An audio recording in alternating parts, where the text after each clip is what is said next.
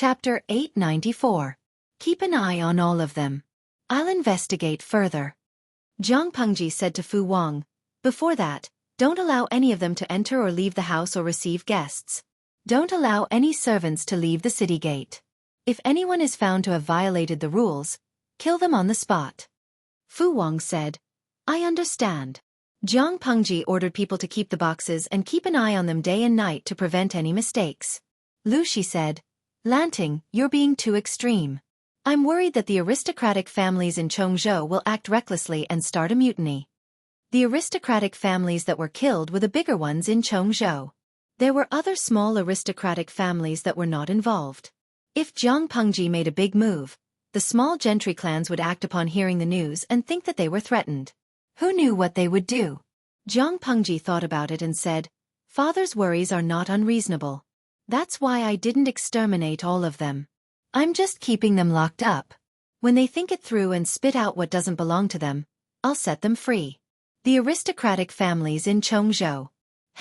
We'll have time to settle the score in the future. They can escape today, but they can't escape tomorrow. Lu Shi nodded and said, It's good that you think that way. It's never too late for a gentleman to take revenge.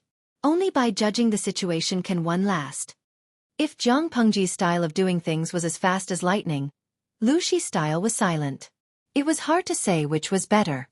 The former was fast and had many hidden dangers. The latter was slow, but it could reduce many twists and turns. Zhang Pengji seemed to have thought of something and reminded Lu Shi. Father, third brother seems to like extravagant things? Lu Shi's face darkened. He said shamefully, maybe he didn't take good care of himself when he was young. He became like this. It was as if he had never seen a big scene before. He was startled by everything and wished he could hang all the good stuff on him. Lu Zhao's sword was inlaid with gold and silver and decorated with gems. He looked like a nouveau riche. Lu Shi tried to correct him a few times, but Lu Zhao refused to change. Zhang Pengji laughed and said, Third brother is still young. There's plenty of time to train him. I mentioned him because I wanted to tell father to stay in the mansion for the next few days and not run around, so as to avoid being targeted by those villains who are desperate to take risks. Her actions had offended all the aristocratic families in Chongzhou. They had no way of retaliating against her. They couldn't touch Lu Shi, but it was hard to guarantee that they wouldn't target Lu Zhao. I will be careful. Lu Shi nodded and added, You be careful too. After leaving the main hall, Zhang Pengji heaved a sigh of relief. She was about to look for Feng Zhan and the others to discuss what to do next when she caught a glimpse of a head popping out from the corner of her eye. Zhao, she called. Lu Zhao had changed into a new set of clothes. His style was just as noble and gorgeous, and he looked like a rich young man who had walked out of a painting. Sister. Having been caught red-handed by Zhang Pengji, Lu Zhao was feeling guilty.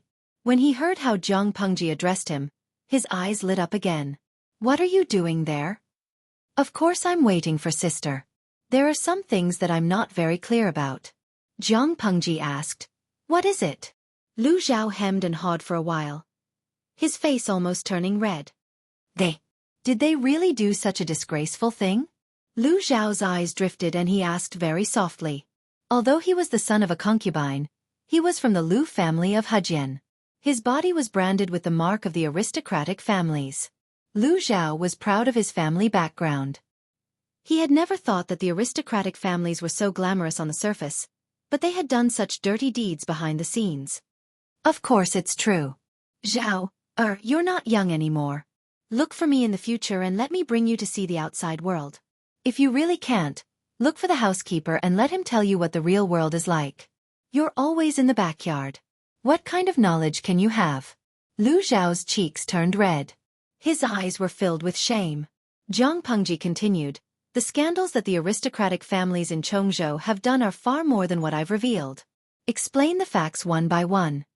Zhang Pengji added that they had colluded with the enemy and sold their country. But what was the difference between what they had done and colluded with the enemy and sold their country? Zhang Pengji's words could not be considered as wronging them. Lu Zhao laughed bitterly. He stammered, Sister, is our family like this too? If that was the case, Lu Zhao really could not enjoy everything with a clear conscience. Zhang Pengji said, Your family has a big business. Why would they need to do such immoral things? Only those who are greedy and have shallow knowledge will use all their energy to exploit and amass wealth. The people are like water. Water can carry a boat, but it can also capsize it. Such a simple principle, yet no one understands it. Lu Zhao heaved a sigh of relief. He thought of the scene he had just seen. His heart was filled with indignation and anger. Sister, you've only locked them up. Is there a next step? From what I see, their crimes can be exterminated. Although Lu Zhao was born bashful, his bones were tough. He even had a hint of abhorrence for evil. Zhang Pengji said, "There's no rush. We have to prioritize when we do things. If we want to settle accounts with them, we can do so at any time." Lu Zhao heard another meaning. Sister, was she planning to deal with them gently? She smiled and said, "The most important thing now is to take back the land in their hands, resettle the people of Chongzhou, and let them live in peace. One person's energy is limited. I can only take care of the people first. When the situation is completely stabilized, I will have the energy to deal with these vermin. If we only care about competing with them, the longer it drags on, the more the people will suffer." For Zhang Pengji, she could deal with the aristocratic families of Chongzhou at any time, but she could not let the suffering people continue to suffer. Lu Zhao was silent for a while. He did not expect Zhang Pengji to give such a reason. 2 flowers bloomed, one on each side. What happened in the prefecture government quickly spread throughout Chongzhou. Just as Lu Shi predicted, the small gentry families were trembling with fear and unease. However, Zhang Pengji caused such a huge commotion. In the end, she only locked them up and did not take any further actions. This action made people scratching their heads in confusion. At this critical juncture where everyone was in danger, the Cui family welcomed a special guest. "I am a servant of the Lu Prefecture Magistrate. I have been ordered to send the young Lang Jun back to his ancestral home." Feng Zhan was dressed in a neat and tidy scholarly robe. He wore a headpiece and restrained his frivolous expression. When he was serious, he looked rather noble. When the leader of the Cui family heard Feng Zhan's invitation, he hurriedly went out to welcome him. Zhang Pengji had told him early on that his wife had given birth to a son for him during the earthquake. The son did not die and was brought to Wanzhou's Xiangyang district by 2 loyal servants to be raised for 2 years. Ever since he received the news, he had been looking forward to it day and night. He was already burning with anxiety. He and Feng Zhen greeted each other and looked anxiously at the horse carriage behind Feng Zhen. The curtain of the carriage was lifted, revealing a small head. Chapter 895. Feng Zhen nodded with a smile and turned to reach out to the child. "Come to uncle." Feng Zhen had a good relationship with the child. As soon as he said this, the child quickly smiled and reached out to him. "Uncle Feng," he called out in a crisp voice. The voice fell to the ears of the Cui clan leader. It was like the sound of nature, but he could only watch as his son threw himself into Feng Zhen's arms. "I apologize to master for not being able to protect madam." Before the Cui clan leader could restrain his sour heart, 2 kind-looking servants came down from the carriage behind and knelt in front of him. He knew these 2. One was the housekeeper of the wife's dowry. The other was a servant girl who was later chosen to be the child's wet nurse. How can mortals predict natural and man-made disasters? It was not easy to survive the earthquake in Shangjing. Sanyang is ultimately not blessed. Looking at the 2's plain clothes and slightly weathered faces, then thinking of the child's tender face and fine cotton clothes, the Cui clan leader couldn't help but feel warm in his heart. He said, "Thanks to the 2 of you protecting your master loyally, there is a day I can reunite with my own son." Feng Zhan saw the Cui clan leader personally help the 2 loyal servants up and had a better impression of him. Thinking of this, he teased the child in his arms and said, "That's your daddy." The child's eyeballs spun around, and then he chuckled as he called out, "Daddy," causing the Cui clan's patriarch's heart to soften. It wasn't that the Cui clan didn't suspect the child's bloodline, but when the older generation saw the child's face, their doubts disappeared. It turned out that this child was extremely well-born and actually looked 60% like his father when he was young. The Cui clan leader's mother looked at him and couldn't help calling him her darling. The child and the 2 loyal servants were led to the backyard. Feng Zhan then stopped smiling and looked at the Cui clan leader meaningfully. Seeing this, the Cui clan leader quietly invited Feng Zhan to the main hall. "Manager Feng, please." The Chui clan had lived in Chongzhou for a long time and relied on doing business between the northern borderline and Dongqing to prosper. They earned money from both sides and still managed to survive until now. It seemed that this young Chui clan leader was really the reincarnation of a vixen. Not only was he perceptive, he was also smart. Feng Zhan thought that he would have to drop a few hints before the other party would understand. From the looks of it now, he didn't need to spend much effort at all. Feng Zhen gracefully took his seat. Has Master Chui heard of the major events that have happened in the past few days? Since the head of the Chui clan was so agreeable, Feng Zhen did not beat around the bush. Chui family head dismissed his attendants and muttered, "I've heard a little about it." How could he have only heard of it? His ears were about to go deaf from the bombardment. After spending so much time with his lord, Feng Zhen started to like to play straight. "Since you've heard of it, what do you think about it, family head Chui?" Family head Chui hesitated for a moment. After a while he said, "I do have some humble opinions, but I'm afraid that saying it will offend the prefecture overseer. Now that there's no one here in private, you can say whatever you want to say. My master has always been generous and benevolent, and is open to good advice." Master Chui sighed. More than a decade ago, the northern borderline foreign tribes took advantage of the political turmoil in Dongqing to launch a surprise attack on Chongzhou's Shangyu County. They captured and killed countless people. Although Master Yuan Jing took back 3 cities, there are still 3 cities in the hands of the northern borderline that have yet to be returned. After the northern borderline grew stronger, they sent a large number of troops to the border to demonstrate their might, causing the people of Chongzhou to panic. Someone took the opportunity to spread rumors and took advantage of the situation, causing the people to become destitute and homeless. As for who it was, I'm sure Prefecture Overseer Feng knows. Developing to the situation today was not the work of a day and a night. Although the situation has improved after Prefecture Overseer Lu took office, it is still not a permanent solution. Feng Zhan listened seriously, not showing any displeasure or anger on his face. This gave family head Chui some courage. He said tactfully, "The aristocratic families of Chongzhou have already become a force to be reckoned with. It's understandable that Prefecture Overseer Lu wants to take things slowly. Moreover, in the past few years there have been some benefits. It's just that the tumor can only be removed with strong medicine now. Prefecture Overseer Lu has put in a lot of effort, but the power in Chongzhou has already become a foregone conclusion. If we don't use external forces to forcefully break it, I'm afraid it will be difficult to cure." Although Lu Shi did not really like the Chui family, who were fence-sitters, family head Chui had a good impression of Lu Shi. Without Lu Shi's meticulous governance and multifaceted dealings, the situation in Chongzhou would only be worse. It could even give rise to the Tsing-Yi army or the Red Lotus group, which were evil sects among the people. It was a pity that Lu Shi was an external force, and he liked to take things slowly. He had been lying low, trying to take back all the power from the aristocratic families, but the effect was too slow. Interestingly, Lu Shi, who liked to take things slowly, had a hot-tempered daughter.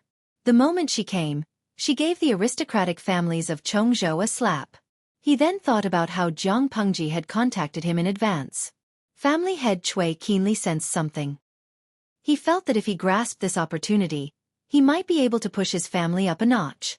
With such a thought, he was so excited to see Feng Zhen. His son was important, but the future of his family was more important. After the conversation, he felt that his guess was correct. Jiang Pengji had the intention to suppress the other aristocratic families in Chongzhou, but she had no intention of completely offending them. She definitely had to support the trusted forces that were close to her. Otherwise, she would not be able to pacify the aristocratic families in Chongzhou. Just as he was thinking, family head Chui heard Feng Zhen say, "Because of this world needs people like my lord who are wholeheartedly for the people and are not afraid of power to stand up. What happened a few days ago was just an appetizer. Family head Chui, what kind of person do you think my lord is?" Young and talented, with courage and insight that surpasses others. He is not inferior to his father. He did not say any unnecessary compliments to prevent himself from appearing too flattering. My lord has the intention to reorganize Chongzhou, but he has met with too much resistance. There are always people who think highly of themselves or are extremely stupid who try to stop him. That is indeed the case, family head Chui continued. I have also thought of helping the people, but I am powerless to change the situation. Not to mention that I am weak, I have to take care of the old and young at home, so I am unable to do my best. Now that there is a person like Magistrate Lu, there is hope for the people of Chongzhou. Feng Zhan said with admiration, family head Cui is also a man of character. It is not easy to have such a heart. I am ashamed. In the end, I still did not help much. Feng Zhan changed the topic. He said, if I really think that family head Cui is a smart person and should understand how to act according to the general trend, I will not say much. My lord and your son are also fated for a period of time. In terms of relationship, I am naturally closer to you. Hearing that, the smile on family head Cui's face grew brighter. He had also heard that his wife had been buried under the rubble to protect their child. It was only thanks to Zhang Pengji's full help that the child's life was saved. Zhang Pengji was the savior of the Cui family, and even more so, the savior of his eldest son. If the Cui family wanted to use this excuse to repay Zhang Pengji's kindness and return the favor, no one could blame them. Chapter 896. Master Cui was so understanding that Feng Zhan completed Zhang Pengji's task without much effort. He reported back to Zhang Pengji and told her the details of his meeting and conversation with the Cui family's master. Zhang Pengji thought about it and asked Feng Zhen, do you think this person is trustworthy?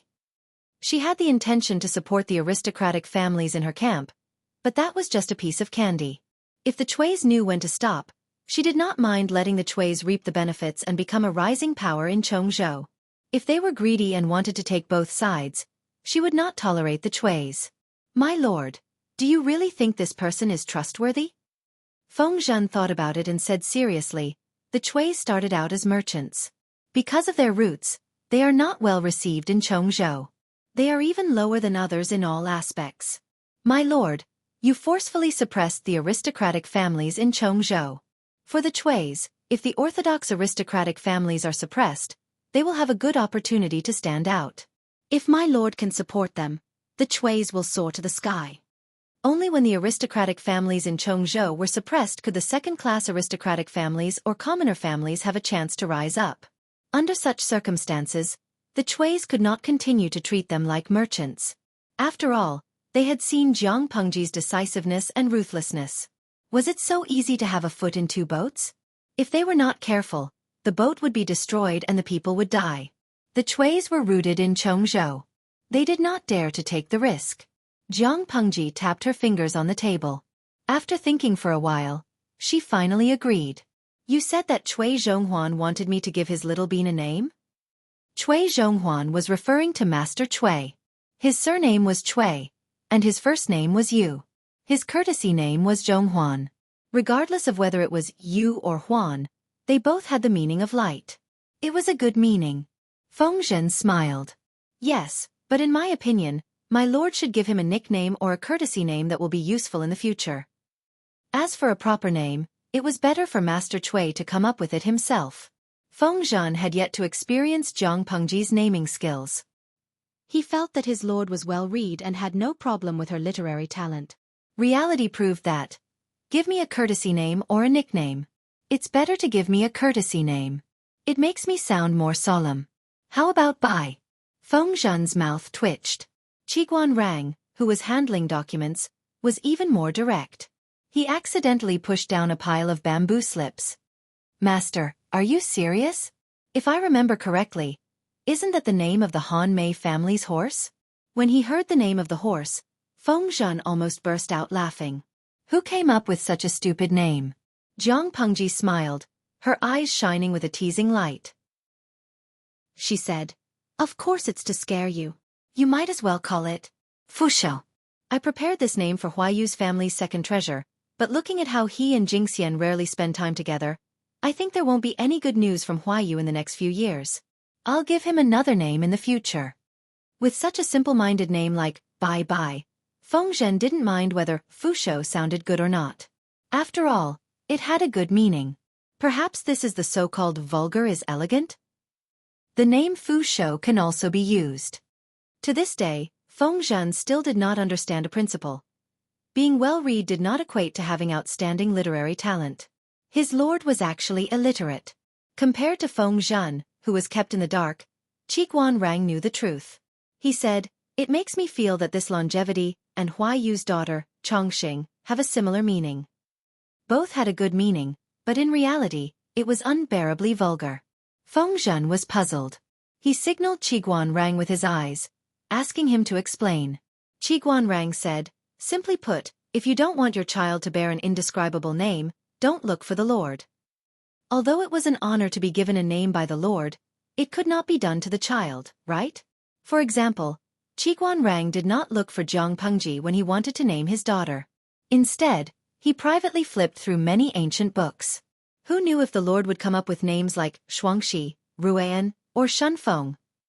He only had one precious daughter. Qiguan Rang could not bear to harm his daughter. Feng Zhen's expression. It was really hard to explain. The next day, the head of the Cui family, Xueqi, personally visited.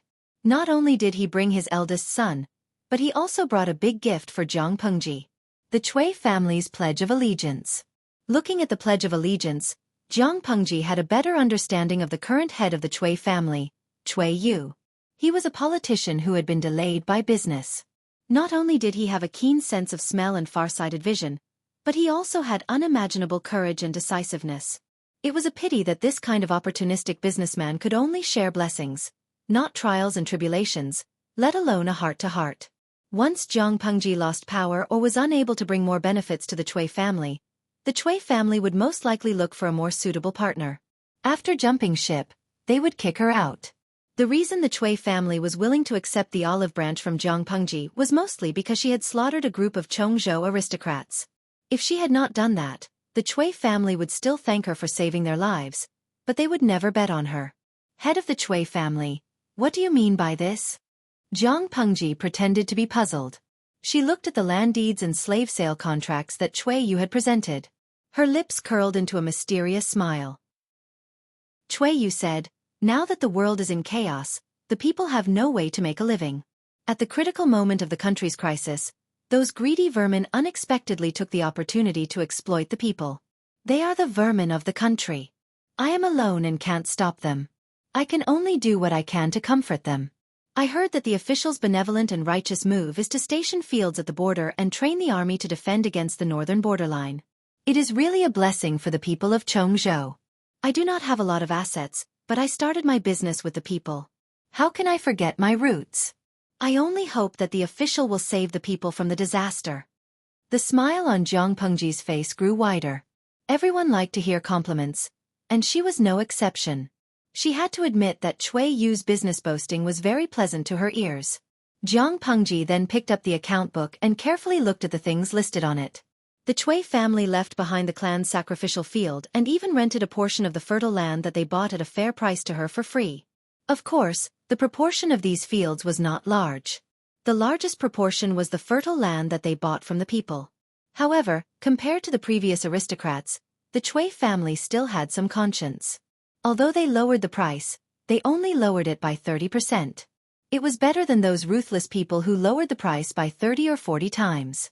Now, in order to gain Jiang Pengji's trust and be put in an important position, the Cui family gifted this portion of the land to Jiang Pengji. Apart from the fertile land, there was also a lot of uncultivated land. Most of these places did not have anything good, but they were vast and suitable as bases for the troops. Apart from that, there were many contracts that sold themselves.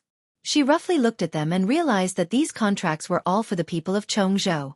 Jiang Pengji raised her eyelids and looked at Xueqi. She questioned him silently with an imposing manner. Xueqi was stunned for a moment and immediately said, "Official, these contracts are for the people of Chongzhou who were sold to the northern borderline. The Cui family's words are light and do not dare to provoke them. They can only secretly use their connections to secretly buy back a batch and send them to other places to be settled." After he said that, a smile appeared on Jiang Pengji's face again.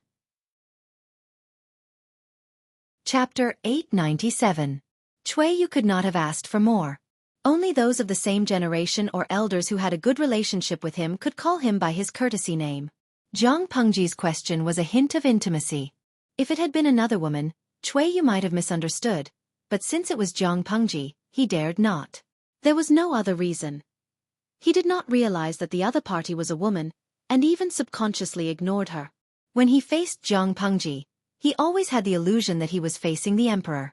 The prestige of the Tian family. Perhaps it's nothing more than this. Before he realized it, the back of his shirt was already soaked with sweat. A straightforward person doesn't resort to insinuations.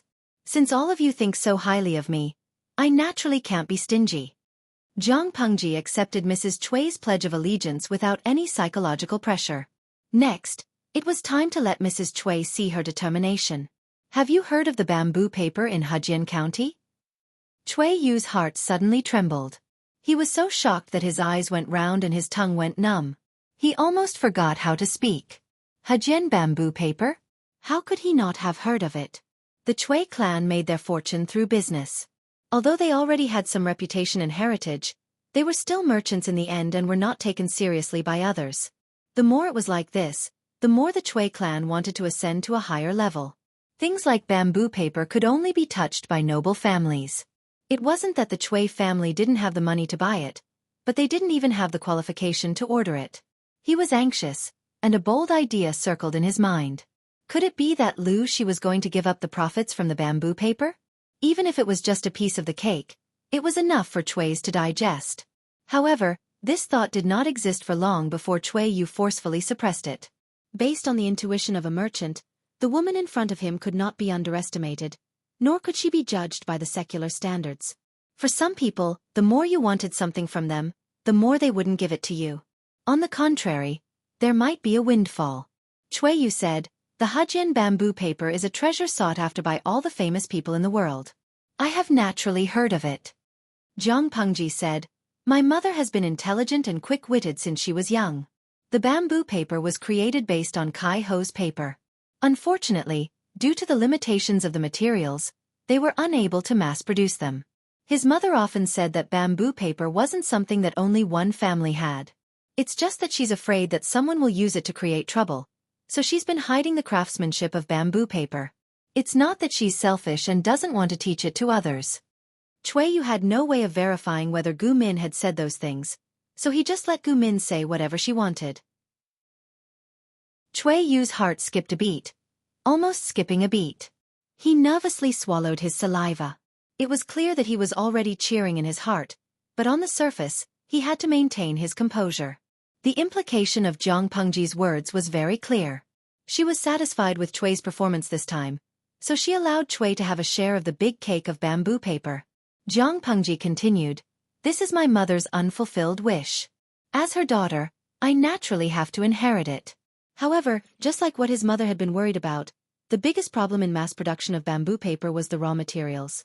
If we don't have enough raw materials, mass production will be useless. Hearing this, Chui Yu's heart sank to the bottom again. Great joy was followed by great sorrow. It was too exciting. Without waiting for Chui Yu to speak, Zhang Pengji sighed. In order to fulfill my mother's dying wish, I personally went to investigate and experiment. I really found something that could perfectly replace the bamboo paper. He had started experimenting a few years ago, and the paper-making technology had already matured. As long as there are no problems with the raw materials, mass production will no longer be difficult. I don't say that everyone in the world can afford to use paper, but at least middle-class families won't have to continue using heavy bamboo slips. If Chui Yu's mood could be drawn into a picture, it would probably be like a roller coaster. The ups and downs could cause a heart attack. Zhang Pengji asked someone to bring a stack of cut rice paper. Chui Yu's eyes were glued to it. He had been modest before, but Chui's were rich. If they spent a high price and used their connections, they could always buy some from irregular channels. As the head of the Chui's, he had naturally used bamboo paper before. Just by looking at it, he knew that the improved bamboo paper that Zhang Pengji mentioned was not inferior to the quality of the top bamboo paper. If he could really get a share, would the Chui's just take a step forward? It was obviously a big step that would burst his crotch. Maybe Zhonghuan doesn't know, but I want to rebuild the Jinling Pavilion. Although I dare not compare with the Jinling Pavilion of the previous dynasty, it's not much worse. I plan to use this paper to bind all the books in the Jinling Pavilion. At that time, I will need a huge amount of paper. I dare not easily entrust this matter to someone who is not my confidant. Zhang Pengji said, I wonder if Zhonghuan is willing to lend me a hand? She said so much, but the last sentence was far more attractive to Chui Yu. He could not wait to nod his head and immediately answer loudly, Yes, yes, yes. 1,000 times, 100 times he was willing. However, he had to be reserved. Thus, Xueqi forcibly suppressed the excitement in his heart and said reservedly, "It's my wish, but I dare not ask." Zhang Pengji's face was full of smiles. The live stream audience was stunned. Wutong King. What's this? Please translate. Luoqing Yimo. It's just that I dare not ask for it. This is my wish. Shunfeng Express. I only care about one thing. The streamer won't hand over the papermaking technique so easily, will she? Zhang Pengji accidentally saw the bullet screen and could not help but laugh in her heart. Why would she do such a stupid thing? She clearly knew that Xueqi was a businessman. Why would she reveal her trump card at such a time? She agreed to let Xueqi participate in the papermaking process, but she did not say that she would hand over the core technique. She would only use their manpower. When the rice paper was mass-produced and the paper's price came down from the altar, she would not mind handing over the technique to Xueqi. Now, the rice paper was the carrot that she had hooked. It was specially used to lure Xueqi, the greedy donkey, so that it would stare at the carrot to quench its thirst. Even so, Zhang Pengji's conditions were far beyond Xueqi's expectations. They were deeply grateful. Sometimes, when you give too much, people may not remember your good deeds. Only when you give them little by little, will they know how precious the things they have in their hands are. Half a month passed like that. The city was still under martial law. The heavily guarded soldiers did not retreat. The few families that were under house arrest could not even hold a funeral. Many of the young gentry felt their buttocks burning. They could not sit still anymore. At this moment, two pieces of news bombarded the circle of friends of the gentry in Chongzhou. To be precise, the second piece of news was too important. In comparison, the first piece of news was insignificant. The first piece of news was that the Xueqis of Chongzhou, whom they had previously looked down on, had boarded Lu Shi's ship. They had completely chosen to stand on her side. They did not care whether the Xueqis stood on their side or not. In many people's eyes, they were just toads that were vainly trying to become one of the top aristocratic families in Chongzhou. The second piece of news was that the Xueqis, who had chosen to stand on their side, handed over a proof of allegiance and obtained the right to sell the bamboo paper and rice paper from Lu Shi. What was even more shocking was that after 5 years of cooperation between the two parties, the Xueqis could still obtain the production technique of the two types of paper from Zhang Pengji. Knowing the contents of the proof of allegiance that the Xueqis handed over, the gentry clans beat their chests and stamped their feet. Chapter 898. Reality had proven that opportunities were only given to those who were prepared and those who were extremely lucky. If one did not have European blood, then it was better to be prepared. Who knew when the opportunity would come? The incident with the Xueqis quickly spread among the circle of friends of the gentry in Chongzhou. There were many who were envious and jealous. The group of people who were originally trembling with fear were now scratching their heads and thinking about how to get a share of the spoils. They did not ask for the same treatment as the Xueqis, but they should at least get a share of the spoils. The gentry were used to reading people's minds. Zhang Pengji did not need to say it clearly. She only needed to let out some news and they would follow the scent. Because of the exploitation of the fields and the slave trade, she relied on the fact that she had a strong army in her hands and ruthlessly attacked the aristocratic families of Chongzhou. Now that the Xueqis were rushing to deliver the fields, she was all smiles and praised the Xueqis greatly. She even had the intention to support the Xueqis' rise to power. What did this mean? It meant that Zhang Pengji wanted to take back the fields that belonged to the people. If they did not give it to her, she would keep them locked up and see who could outlast the other. If Zhang Pengji was strong, the gentry would definitely stick together under the pressure of survival and work together to fight against her. However, the Xueqis chose to rely on Zhang Pengji. Because of this, they gained huge benefits that far exceeded what they had invested. As a result, the gentry began to mutter in their hearts. Instead of killing 1,000 enemies and sacrificing 800 of their own, it would be better to fight for a win-win situation. Of course, those who had such thoughts were mostly from mediocre families. As for the gentry who flaunted their nobility, they would rather break than bend. Want them to give in? Sure. Let Zhang Pengji personally visit them. Even if it was not 3 visits, she had to make 2 trips to give them face. Otherwise, there would be no discussion. With such thoughts in mind, different voices emerged in the circle of friends of the gentry in Chongzhou. Naturally, they could not stick together. Build virtue with kindness, build authority with strictness, reward for merit, and punish for mistakes. This is the way to govern. Qiguan finished his work and leisurely brewed tea for himself. Hearing the report from his subordinate, he smiled and said to Zhang Pengji, "My lord's tactics are becoming more and more sophisticated." Zhang Pengji snorted. Although she did not say anything, the curl of her lips revealed her feelings. Qiguan knew that his lord was in a good mood. Her expression was just like his daughter's when she was praised by her parents. Zhang Pengji felt that her subordinate seemed to have misunderstood her. She tried to clear her name.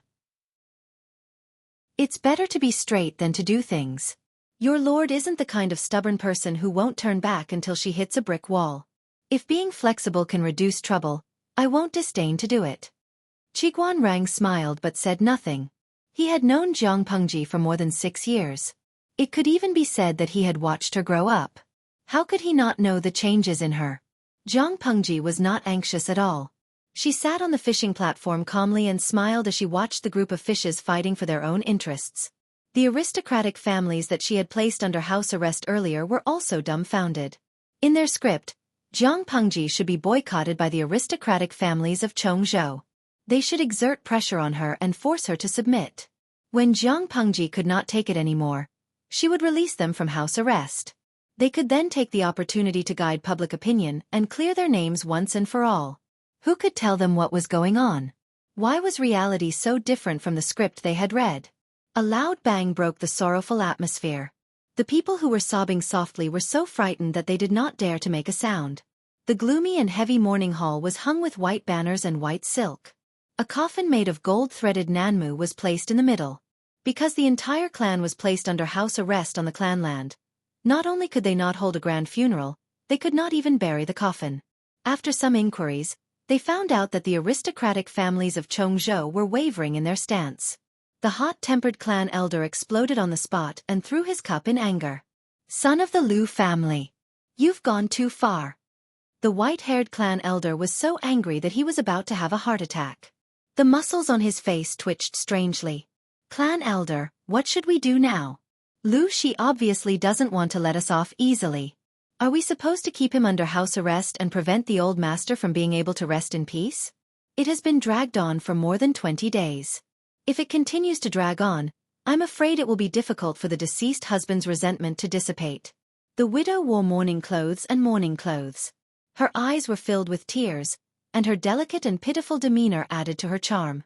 The clan elder said fiercely, "Even if the resentment is difficult to dissipate, it's still seeking revenge on Liu Shi. Why are you panicking? Women just don't have any experience. Shut your mouth." Liu Shi knows that if he wants to snatch it by force, once he gives in, the consequences will be unimaginable. Can you bear such a huge responsibility? The woman had never had her own views. Her husband favored his concubine and neglected his wife. She did not dare to fight for anything for herself. Now that her husband had passed away and she had no children, she was even more helpless. As the wife of the royal family, she was scolded and insulted by the clan elder in public. In a daze, she looked at the coffin in the hall and cried even more miserably. She was not crying for losing her husband. She was crying for her dark and unknown future. She had no children, her husband was dead, and the direct line of descent was lost. She was no longer the wife of the royal family. Similar scenes played out in the various clans. One by one, they scolded Zhang Pengji. They held onto the land in their hands and refused to let go. Zhang Pengji did not care much. With the Xueqi's pledge of allegiance, she received many more pledges of allegiance over the next few days.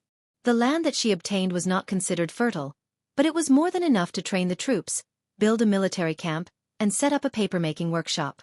As for farming, she brought her people to investigate the field. She studied the situation at the borders and the geography of various places. She chose 4 key districts for farming. Because a few of the aristocratic families in Chongzhou were placed under house arrest, many places had vacancies. After Zhang Pengji picked and chose, she either threw the positions to the small aristocratic families that sought refuge with her and let them have a taste of the sweetness. Or, she placed the people she had groomed in the positions and let them practice. After a round of beating and bestowing favors, the atmosphere in Chongzhou changed. Anyone who thought that they had 9 lives could come and see if she would kill them or not. Without this as a backing, who would give in to her? Jiang Pengji ruthlessly reorganized the forces in Chongzhou. She pulled in one group and beat another. Then she cultivated her own forces. She was having a lot of fun. Based on this situation, the aristocratic families in Chongzhou will suffer a great loss. Wei Ci received the news and was not surprised. TSK. Thinking about Hu County in his previous life, she was even more ruthless. She surrounded them at night and massacred the aristocratic families. It was a huge case that shocked the court. At that time, the prestige of the court was at rock bottom. The officials and the military pushed the blame to each other. Instead, she took advantage of the situation. She caused such a huge commotion. There were countless people who condemned her, but nothing happened in the end. In comparison, Chongzhou only lost a few leading aristocratic families. That was a blessing to their ancestors. Chapter 899. Wei Ci could not help but laugh. How could it not be refreshing to cut through the Gordian knot? This was his lord's usual style. He accidentally learned of the courtesy name Jiang Pengji had given to Cui Yu's eldest son. He was silent for a while. Fu Shou. This is a good name with a profound meaning. Wei Ci only said this and his emotions were in turmoil for a long time. However, the knot in his heart had been mostly resolved. He felt uncomfortable for a while before letting it go. Mr. Wei, my lord specially asked me to deliver a letter to you. It is now in your room. Wei Ci was surprised. He put down the bamboo slip in his hand and looked up at the messenger. His lord had a secret letter for him.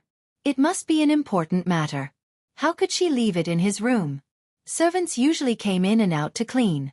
If he accidentally lost the secret letter and delayed his lord's important matter, what should he do? Wei Ci hurriedly put down his work and walked quickly to his room. There was indeed a letter on the coffee table. With a serious face, he removed the seal and picked up the letter inside. He opened it and read it. Wei Ci froze on the spot as if his acupuncture points had been hit. Even his expression became unnatural. His ears were bloodshot. There were no important secrets written in it, but for Wei Ci, it was far more important than secrets. There were only 5 words written on the huge letter. The handwriting was strange. Each word looked round, but Wei Ci was very familiar with it. Whenever that person was in a very good mood, she liked to use this special style of writing. Zixiao, I miss you. Miss Wei Ci recovered from the shock and hurriedly got up from the table. He almost pressed down on his sleeves and staggered. He looked around guiltily. After making sure that there was no one, he folded the letter and stuffed it into the envelope. He secretly hid it in a brocade box. There was nothing special in the box. It was all Wei Ci's personal belongings that he brought with him wherever he went. For example, an old embroidered sachet, a painting he drew when he had nothing better to do, a brightly preserved rabbit fur cloak. Now there was another letter. He had originally wanted to place the letter on the top of the box, but when he thought of his bad friend by his side, he was afraid that there would be another scene of Feng Zhan sleeping with him, so he stuffed the letter into the inner layer of his foldable cloak. It was like he was destroying a corpse and then returning everything to its original position. Because of this letter, Wei Ci's state of mind was in a mess. He could not even sleep peacefully. That night, he had a very strange dream. When he woke up, he could still see the other person's lips moving in front of him. You can name the characters in the future. This was no longer a question of a name. It was a question of whether or not it was horrifying. Wei Ci asked himself, dreams are born from the heart. Could it be that I also have such rebellious thoughts subconsciously? He never had an answer to this question. My lord is in a good mood today. Could it be that those stubborn people are finally willing to give in? Feng Zhan lifted his sleeves to hide his yawn. His eyes were almost squinted into slits, and the word sleepy was written all over his face. Jiang Pengji smiled. I had a good dream yesterday. So it was just a beautiful dream, causing him to be happy for nothing. Feng Zhan pretended to pound his shoulders exaggeratedly and complained, if they still refuse to admit defeat, even if it's icy weather, the corpses that have been left there for more than a month will probably decompose by now. Why bother? They've already lost the best opportunity to resist, and now they're just struggling on the verge of death. A centipede dies, but it doesn't fall down. We can't let our guard down. We still have to be on guard. Jiang Pengji knew what the aristocrats were capable of. As long as she didn't completely beat them into submission or cripple them, as long as they bore a grudge, they would one day secretly bite back at her. If they knew what was good for them, Jiang Pengji could still let them struggle at death's door for a while. If they didn't, she could only use extreme measures to get rid of them all. She wanted to stabilize her power in the north, and someone had to be sacrificed. I know the severity of the matter. My lord, you can rest assured. This winter was destined to be turbulent for Dongqing. Jiang Pengji ruled Chongzhou and Hu County, and Lu Shi retreated behind the scenes. The heroes of the world responded in silence. They could see clearly that Jiang Pengji was now fully deserving of her position as the overlord of the north. If she could gain a firm foothold before the next spring and absorb as much of the connections and power that Lu Shi had left behind, no one in Dongqing would be able to compete with her. The fake emperor Prince Chongshou couldn't, the Su family from Xueqi County couldn't, the Meng family from Congzhou couldn't, and the imperial court that was struggling at death's door in Qinzhou couldn't either. Just the thought of her current territory made Dongqing's feudal lords breathless. She issued a recruitment order, built the Golden Scale Pavilion, gave books to the world's famous scholars, and was willing to write books for the world's scholars. No matter which one of these four matters were thrown out, it would cause all the forces to be in an uproar. Let's talk about the recruitment notice first. It wasn't something that just anyone could make. The first person was a sage 700 years ago. He sought talents for reform, swept away the chaos in the world, and stabilized the world. The second was the founder of the Xia dynasty. Under the advice of Prime Minister Huang Fu, he built a platform to recruit talents. This was also one of the reasons why he could stand out in the chaos of the 16 kingdoms and unify China. If not for the recruitment order, the chaos of the 16 kingdoms could have continued for more than 100 years. Now, it was the turn of the daughter of the Lu family to follow the example of the sage. It was terrifying to think about it. Moreover, the construction of the Golden Scale Pavilion allowed the commoners to borrow books for free. This touched the nerves of many aristocrats and caused them to condemn them.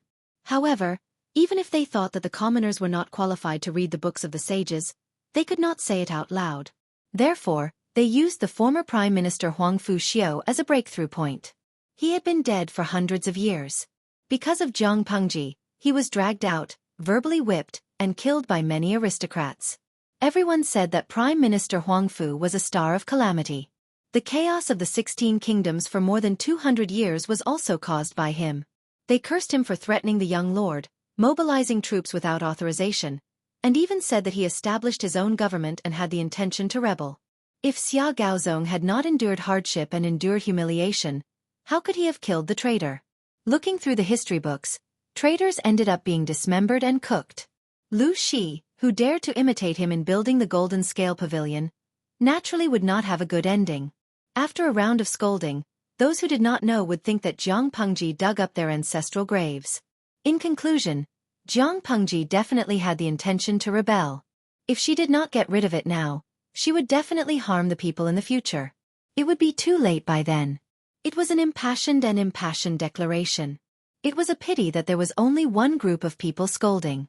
How could the people of the world not know why they were so enthusiastic in their scolding? As for gifting books to the world's famous scholars and being willing to write books for the people of the world, in the eyes of others, these two were no different from hype. Only a fool would believe it. Not long after, many people were slapped in the face. The world's famous teacher, Yuan Jing, personally went to Wanzhou. He and Chang Cheng discussed the beginner's teaching materials. The leader of the Feng family in Shangyang, Feng Ren, gave tens of thousands of books to the unbuilt Golden Scale Pavilion. He also joined the development team of beginners' teaching materials. Of these two people, one was the model of a famous scholar, and the other was the model of the aristocrats. They were both big shots. In ancient times, when information was backward, the effect of celebrities was unusually powerful. With Feng Ren and Yuan Jing, two living advertisements, would their die-hard fans not buy it? Chapter 900. The late emperor passed away and the young emperor succeeded the throne. Dongqing valued filial piety. Naturally, they would not change the year right after they succeeded the throne. Therefore, the matter of changing the year name had been delayed from the beginning of the year to the first day of the new year. Therefore, The new year was also known as the first year of Chungzong. If it was a peaceful era, such a big event like changing the year would be a cause for celebration. However, it was different now. Dongqing was divided, the feudal lords were divided, and the reputation of the court was at rock bottom. To put it bluntly, the young emperor's edict could only be effective in the vicinity of Qinzhou. It was just a roll of yellow cloth anywhere else. As the lord, Jiang Pengji should receive the New Year's greetings from the officials in the state capital. However, the state capital of Wanzhou had not been built yet. There were still many things for her to deal with in Chenzhou and Hu County. The officials were so busy that they wanted the people to have a good new year. When the people under her rule reunited with their families, Jiang Pengji, Lu Shi, and Lu Zhao gathered for a simple dinner. Happy New Year! Jiang Pengji changed into a new set of clothes and accepted the New Year's gift from Lu Shi with a smile. Father, Happy New Year! Lu Zhao was still dressed like a rich young master. He was more particular about his clothes and accessories. Not to mention the material of his clothes, just the flower and bird fan in his hand was made of silk and the frame of the fan was made of sandalwood. It was exquisite like a work of art. Sister, Happy New Year! Lu Zhao said his New Year's greetings and looked at Jiang Pengji eagerly. He liked elegant and rich things. His daily clothes and accessories had to be perfumed before he wore them. The daily expenses were not small. Lu Zhao's life was tight with the fixed monthly allowance given by Lu Shi. He looked forward to getting a big red envelope from Jiang Pengji during the new year. Jiang Pengji could not help but smile. She replied with her greetings but did not take out the big red envelope that Lu Zhao had expected. Lu Zhao was speechless. He felt wronged. Did he have to continue eating dirt next month? When Lu Zhao was discouraged, Jiang Pengji said, I have sent someone to send it to your room. Lu Zhao's eyes suddenly lit up. He wanted to shout, Long live sister. Lu Shi was rather displeased. He is always chasing dogs and fighting cocks. He is ignorant and incompetent. If you continue to spoil him, he will rely on you in the future. Lu Zhao was most afraid of Lu Shi. Hearing him reprimand him, he quickly hid behind Jiang Pengji. Fortunately, Jiang Pengji was tall. Otherwise, how could she block Lu Zhao? Jiang Pengji smiled and said, So be it. It's not like I can't afford to raise him. Sister, if that's the case, can you ask father to give me a raise? Not only did Lu Zhao depend on his sister, but he also depended on his father. What made people sad and indignant was that after gnawing on him, he was still a Moonlight Clan member. It couldn't be helped. He liked to live an exquisite and luxurious life, so his daily expenses were naturally not small. Lu Shi's face twitched. If it wasn't for the fact that he didn't wear his sword during the new year, he would have drawn his sword and let Lu Zhao know why the flowers were so red. You're a man, yet you're so keen on living off a woman. Can't you have some backbone? There were only 3 people at the New Year's banquet, but this was Lu Zhao's first time celebrating the new year with so many people. In the past, in the backyard of the Lu residence, Madame Guzhan was bedridden and Madame Hu did not like to see him. Even on a big day like the new year, he would stay in his courtyard and eat the dinner prepared by the servants. In his eyes, there was nothing special about the new year except that there were more rations. Lu Shi glared at Lu Zhao. Come over early tomorrow to pay your respects. Lu Zhao's expression instantly collapsed. Ever since Lu Shi retreated behind the scenes and handed over all the government affairs to Jiang Pengji, his life had been completely idle. At first, he was not used to it, but after a long time, he felt happy. Every day, he would fish, walk the dog, play with the birds, visit friends, read and paint. He was happy, but Lu Zhao was completely gloomy. Once the old man was idle, he always liked to find things for himself to do. Lu Zhao's life became more and more difficult. Every day, he was asked to do his homework. Due to his authority, he obeyed for a while. After a long time, he could not stand it anymore. He simply ran to Jiang Pengji's place to seek refuge. His biological sister was indeed his biological sister. Not only did she not protect him, but she also tied him up and sent him back to Lu Shi to receive education in love. Hearing Lu Shi ask him to pay his respects early tomorrow, Lu Zhao's scalp went numb. Sister, save me! Lu Zhao lowered his voice and shook Jiang Pengji's sleeves. His eyes sent out a signal for help. Amidst the howls of the audience in the streaming room, so cute, let auntie rub you, and streamer you lack a sister-in-law, Jiang Pengji unceremoniously sold Lu Zhao out. She dodged sideways and heartlessly abandoned Lu Zhao, who had sent out the signal for help, leaving him to Lu Shi to deal with. On the 7th day of the new year, the market reopened. Xiangyang District was Jiang Pengji's original foundation. Under her painstaking management, it had been expanded again and again. Not only had the city walls been expanded, but the surrounding villages had also been included in the outer city and reorganized. Xiangyang District was now one of the most prosperous areas in the north. After the new year, the number of people on the streets increased sharply. Apart from the locals, there were also many figures of outsiders. These outsiders were all Dongqing students who came because of its reputation. Some were from aristocratic families, while others were from poor families. In their usual impression, Xiangyang District should be a remote and backward small town. After experiencing the double suppression of the Tsing-Yi army and the Red Lotus Group, it should be desolate and cold. Beyond their expectations, ever since they entered Wanzhou, the scenery they saw made them suspicious. Suspicious of what? They were suspicious of what year it was now. It was clearly a chaotic time, but in Wanzhou, it was a scene of prosperity. There were wars everywhere in Dongqing, and there were constant conflicts between the feudal vassals. Outside Wanzhou, they could see refugees dressed in rags.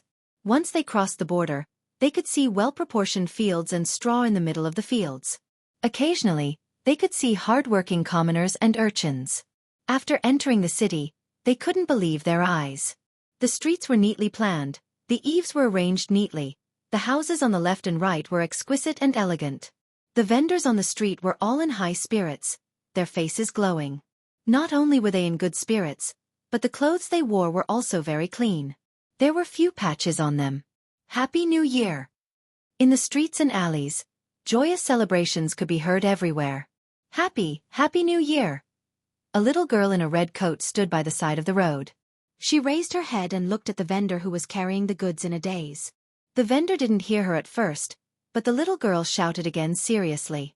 After a while, she gulped down a mouthful of saliva. The peddler finally noticed the little girl, and when he saw her delicate face, his expression became even gentler. Seeing that the little girl was staring at the honey hawthorn fruits he had made, he smiled and took one for her. Happy New Year! Take it and eat it. Just by looking at the child's attire, he knew that he was from a wealthy family. Thank you. The little girl grinned and took the New Year's gift from the vendor. Before she could put it into her mouth, a weak-looking boy appeared beside her. The boy looked only 6 or 7 years old. He was thin, but his expression was very mature. The corners of his lips were tightly pursed.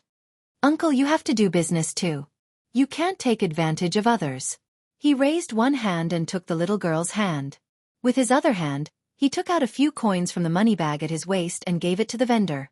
After saying that, he led the little girl away. The peddler took the money. Seeing the boy's attire and the book basket on his shoulder, he exclaimed in hindsight. Chapter 901. The outsider heard it and asked in surprise, "What Golden Scale Academy?" The peddler straightened his chest and said proudly, "It's an academy built by our prefecture magistrate." The outsider was also a scholar from a poor family who came because of its reputation. He had noticed the little girl in the red coat early on. After all, dyeing techniques were very low nowadays. The brighter the color, the more expensive it was. Those who could afford to wear such a bright red coat must be rich and extraordinary.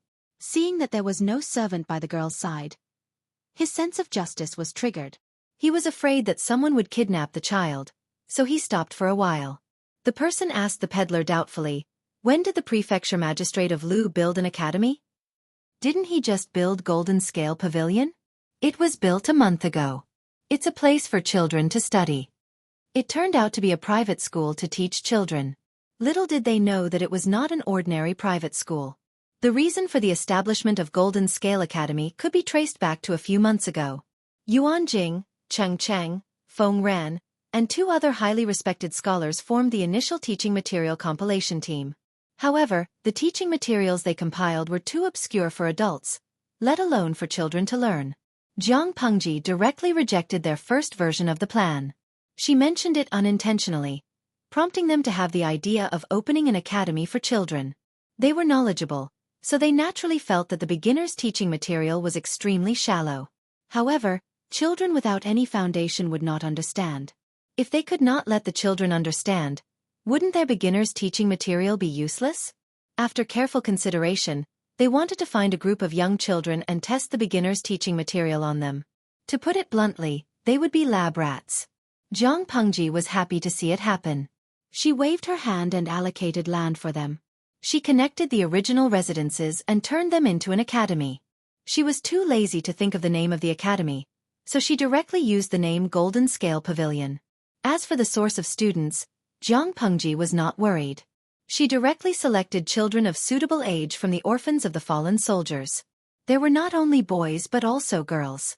This decision caused a few scholars to object, but Zhang Pengji shut their mouths with righteousness. She said, "They are all orphans of heroes. What's the difference in their identities?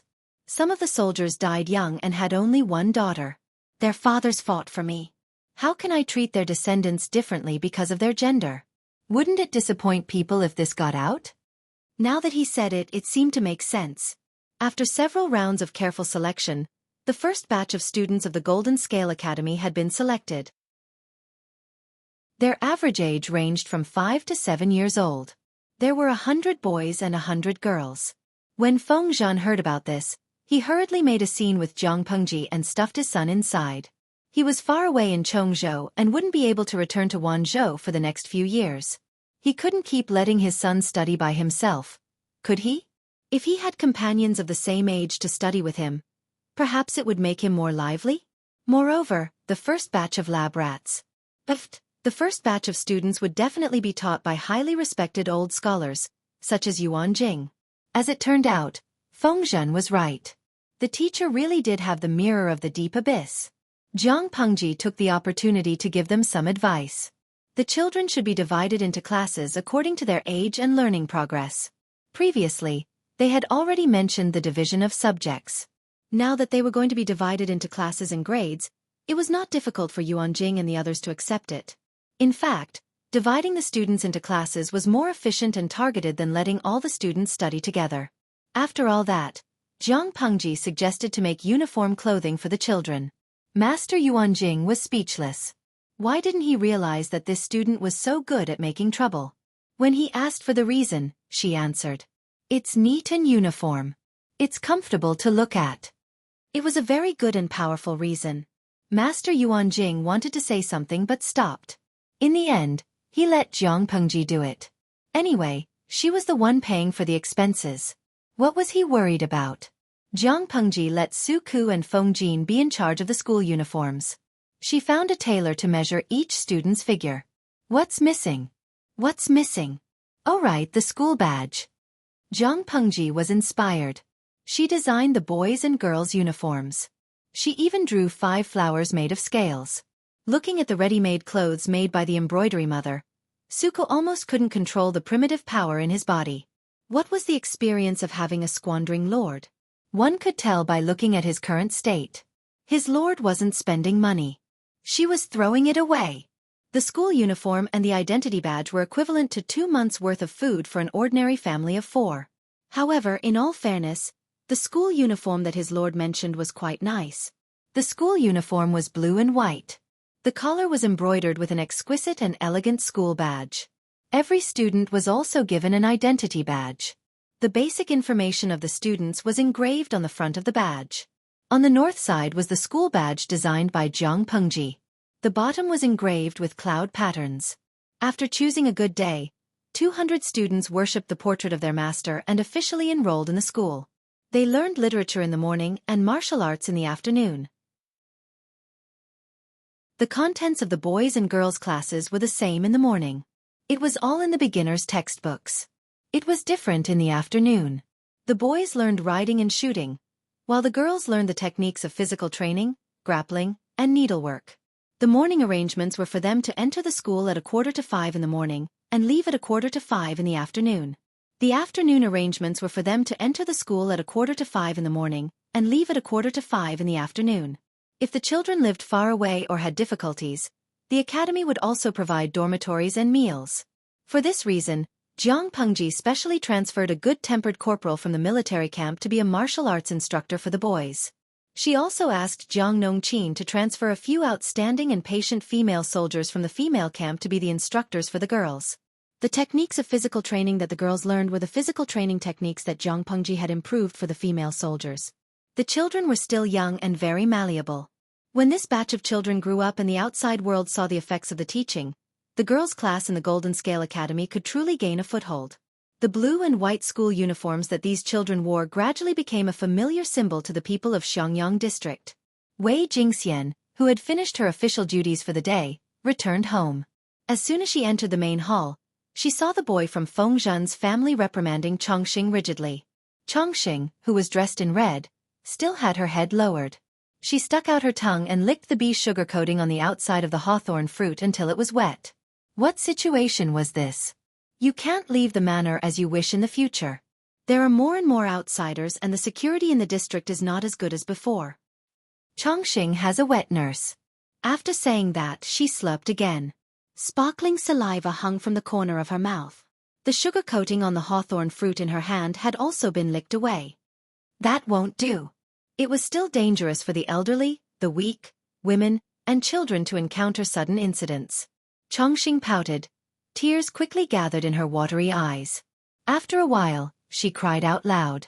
Wei Jingxian laughed and carried Chongqing up from the table. She said to Feng Yi, "Chongqing is pestering you again?" Feng Yi shook his head. "You can only blame Chongqing for not being sensible and delaying your studies." Feng Yi said, "The teacher's teachings are very simple." It was not considered a delay. No matter what, he was a child who started learning at the age of 3 and was personally taught by Feng Zhen. Feng Yi had a solid foundation. The content that the teacher taught was not difficult for him. Therefore, he still sought additional homework from the teacher during his spare time. Feng Yi, I love learning. Learning makes me happy. Chapter 902. More and more outsiders poured into Xiangyang district. The already bustling city became livelier. After the new year, the weather became brighter and warmer. At the ends of the streets, one could see travel-worn scholars everywhere. Similar discussions could be heard everywhere in the taverns, tea houses, and eateries. I heard that the Jinlin Pavilion will open tomorrow? That's what the notice outside the district headquarters said. I wonder what the interior of the Jinlin Pavilion looks like? Is it the same inside and out, or is it just a facade? The magistrate of Liuzhou built Wanzhou so well. She wouldn't simply boast, would she? Let's go take a look when the pavilion opens tomorrow. Some people talked about the Jinlin Pavilion, some talked about the current situation in the world, and some talked about Jiang Pengji. She governed Wanzhou until it was prosperous and no one could blame her. However, the things she had done all these years were both praised and criticized by the outside world. There were only 2 points that were mentioned most often: supporting the poor and harboring disloyalty. Needless to say, among the civil and military officials under her, apart from Feng Jin, who else was from a respectable and noble family? As for harboring disloyalty, it was enough to explain everything just by looking at the recruitment notice and the construction of the Jinlin Pavilion. Under everyone's anticipation, the Jinlin Pavilion officially opened on the 3rd of March, the Flower Festival. From its appearance, the Jinlin Pavilion was no different from ordinary mansions. It inherited the consistent architectural style of Xiangyang district, simple and elegant. There were soldiers standing guard everywhere outside. Each of them had a cold glint in their eyes and a resolute look on their faces. They stood there motionlessly. Yuan Jing, Feng Ran, and Cheng Cheng presided over the opening ceremony. After offering sacrifices to the gods, they personally pulled down the red silk covering the signboard. On the signboard, there were 3 big characters: Golden Scale Pavilion. The 3 characters were vigorous and powerful, with a hint of nobility. The scholars waiting outside were blocked by the soldiers with their bodies. The whole place was silent. Countless pairs of eyes stared at the hands of Yuan Jing and the others. After the ceremony, the pavilion opens. Cheng Cheng and the others wore high hats and wide belts. Their sleeves fluttered and their expressions were solemn. With a squeak, the door of the Jinlin Pavilion opened. At that moment, several rows of soldiers passed through the crowd and arranged for the scholars to enter in an orderly manner. Why can he enter but I can't? The soldier in charge of inspection said, "You can't enter today without a token." "Token? What token?" The scholar who was stopped frowned fiercely. It seemed that he would not give up until he made it clear. The soldier said, "A few days ago, the district headquarters put up a notice. Anyone who wants to enter the Golden Scale Pavilion has to register and take an examination first. Only after passing can they get a token." Nowadays, paper was still very expensive, and books were even more difficult to find. It was hard to guarantee that he wouldn't run into a book thief with bad character.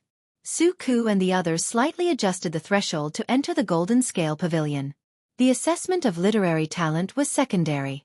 The most important thing was to take the opportunity to register the other party's information and put invisible shackles on them. You dare to cause trouble? Every wrong has its perpetrator, and every debt has its debtor. I can always find you by following the vines to the melon. When the scholar heard this, he became angry. An ordinary citizen dared to point fingers at him. Just as he was about to explode, the youth waiting behind him said, "You'd better go and register. It's the same if you come back tomorrow. Don't stand here and waste other people's time." After saying that, the young man walked in front of him and handed over his token. After verifying the authenticity of the name and token, the soldier readily let him in. "This." The scholar from before hurriedly flung his sleeves and angrily went to the side to register. On the other side, the scholars who had already entered let out exclamations of surprise. When they realized that they had lost their composure, they looked at the other people around them who were also stunned. They instantly felt better. They couldn't be blamed for being inexperienced. The scene inside the Golden Scale Pavilion was really beyond their expectations. Although it was called the Golden Scale Pavilion, there were more than one building and one pavilion inside. Currently, only the main building of the Golden Scale Pavilion was open to the public, which was also the largest building in the Golden Scale Pavilion. Looking at the name on the signboard, the crowd felt strange. But when they read the meaning carefully, they could feel the heroic spirit that hit them in the face. It couldn't be more appropriate to give the main building of the Golden Scale Pavilion such a name. The main building was in the shape of a huge ring, and the area it occupied was actually larger than that of an ordinary two-sectioned house.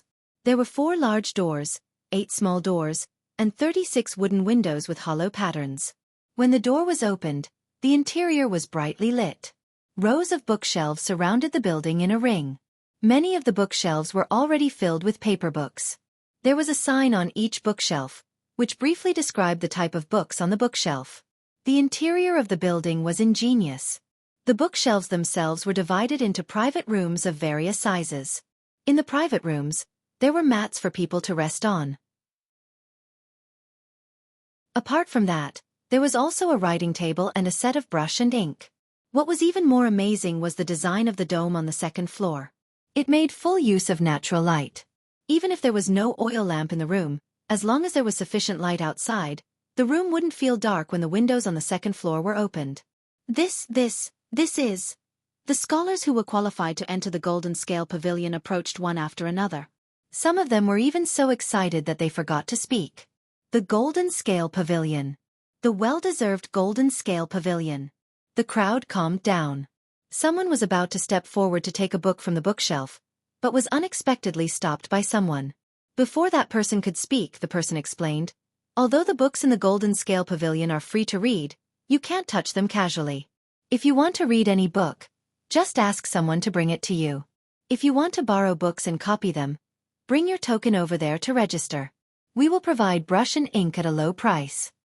The Golden Scale Pavilion had just opened. They didn't want anyone to maliciously destroy books or hide them. Therefore, they had to set up a strict system at the beginning. When the public got used to it, the Golden Scale Pavilion could appropriately relax the borrowing system. When the crowd heard this, they were a little unhappy at first. But considering the price of paper books, it was reasonable for the Golden Scale Pavilion to be stricter. "There are so many books here," the manager said with a smile. "There are still 90% of books that are still in the bookstore and haven't been put on the shelves." There are still 90%? The others were so shocked that they couldn't speak. "Of course. There are still 60% of the bookshelves on the first floor that are empty. The second floor is completely empty." The crowd was so shocked that they were numb. One after another, they borrowed the books that they liked and found a well-lit place to read quietly. Rather than reading, It was more like they were stroking the pages with their fingers, as if they were caressing the skin of their loved ones. The touch was too good. They were even more shocked than when Xueqi saw the bamboo paper for the first time. The first batch of people who entered the Golden Scale Pavilion consisted of about 100 people. Almost all of them were book lovers. They treated the thread-bound books in their hands as if they were their ancestors. Not to mention destroying them, they didn't even dare to use a little bit of force. Seeing this, the manager of the Golden Scale Pavilion heaved a sigh of relief. Not long after, someone made a request to make a copy. That person looked nervous. He was afraid that his request would be rejected. It was good enough to let people read the books for free. Why would they let others make a copy? For most people, books weren't books. They were priceless treasures. They wouldn't lend them out easily. The receptionist smiled. She turned around and fetched a set of brush and ink as well as blank bamboo slips that had never been used before. These bamboo slips weren't provided for free, but the price was only 10% of the market price. Thank you. After the person thanked the receptionist, he took the things back to his seat. He read silently while making a copy. Unknowingly, the sun was setting. It was time for the bookstore to close. They returned the books reluctantly and stepped out of the Golden Scale Pavilion. Good reviews. Definitely 10 stars. Chapter 903. The popularity of the Golden Scale Pavilion continued to ferment. It was like a shy and delicate flower, emitting a rich and alluring fragrance that constantly attracted its prey to come one after another. The other feudal lords could only watch the heat. Jiang Pengji lived in Chongzhou, but she knew the situation in Wanzhou like the back of her hand. The fish in the pond have been kept for a long time. The fish are fat now. It's a good time to fish. She looked at the official documents sent by Xueqi and the others. Coincidentally, Qiguan Rang came in with a pile of bamboo slips. She hurriedly said, "Wanzheng, come over and help me draft a document." Qiguan Rang saw the smile on her face and could not help but ask, "Has something good happened, my lord?" Jiang Pengji smiled and said, "Of course it's something good. If it's done, I'll make up for the 3 years of vacation that I owe you." Qiguan Rang had worked for Jiang Pengji for more than 2 years. He had experienced 3 new years, but he had never taken a vacation. Although the salary was not low, it still could not make up for the bitterness of being busy from the beginning to the end of the year. His lord's credibility had fallen to the bottom. Unless Qiguan Rang was stupid, he would not believe a word about the vacation. He did not believe it, but he said, "All right, I'll grind the ink now." Jiang Pengji said, "Xiaoyu and Huayu told me that as of now, there are 3,963 scholars who have borrowed books from the Golden Scale Pavilion." When Qiguan Rang heard the number, he almost dropped the pen in his hand. There are 3,963 people? To enter the Golden Scale Pavilion, one had to go through a simple assessment.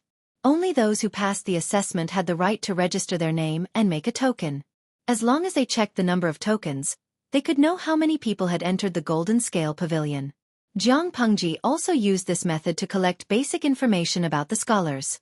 Entering and exiting the Golden Scale Pavilion, borrowing books, and copying books had to be registered. Therefore, she could know how long each person had read, which books they had read, and which books they had copied. Based on the information, she could also roughly judge whether the person was eager to learn, whether they had perseverance, and how good their foundation was. Unknowingly, most of the information about these people had been leaked. Among these people, there is no lack of talented people. I plan to recruit targeted people. Although we are also cultivating our own talents, it will still take a few years. We can't always let one of you do the work of 10 people. If you become exhausted, I will feel distressed. The so-called conscription was actually a system to promote talents. As the governor of the prefecture, Jiang Pengji naturally had the right to do so. After Qiguan Rang heard this, he snorted softly and did not comment. If his lord took pity on them, why would she owe him 3 years of leave in a row? 3 years, 7 days of annual leave a year, a total of 21 days. They were all swallowed by his lord. Does my lord mean that you want to promote talents from among these scholars? Jiang Pengji said, "Of course. They've already sent themselves to me. How can I let them go so easily? I painstakingly built the Golden Scale Pavilion for them to study and learn for free. Could it be that I'm doing all this for someone else, so that they can rely on the other party after they grow up? We will first select those with good character and talent to alleviate the predicament of the shortage of manpower.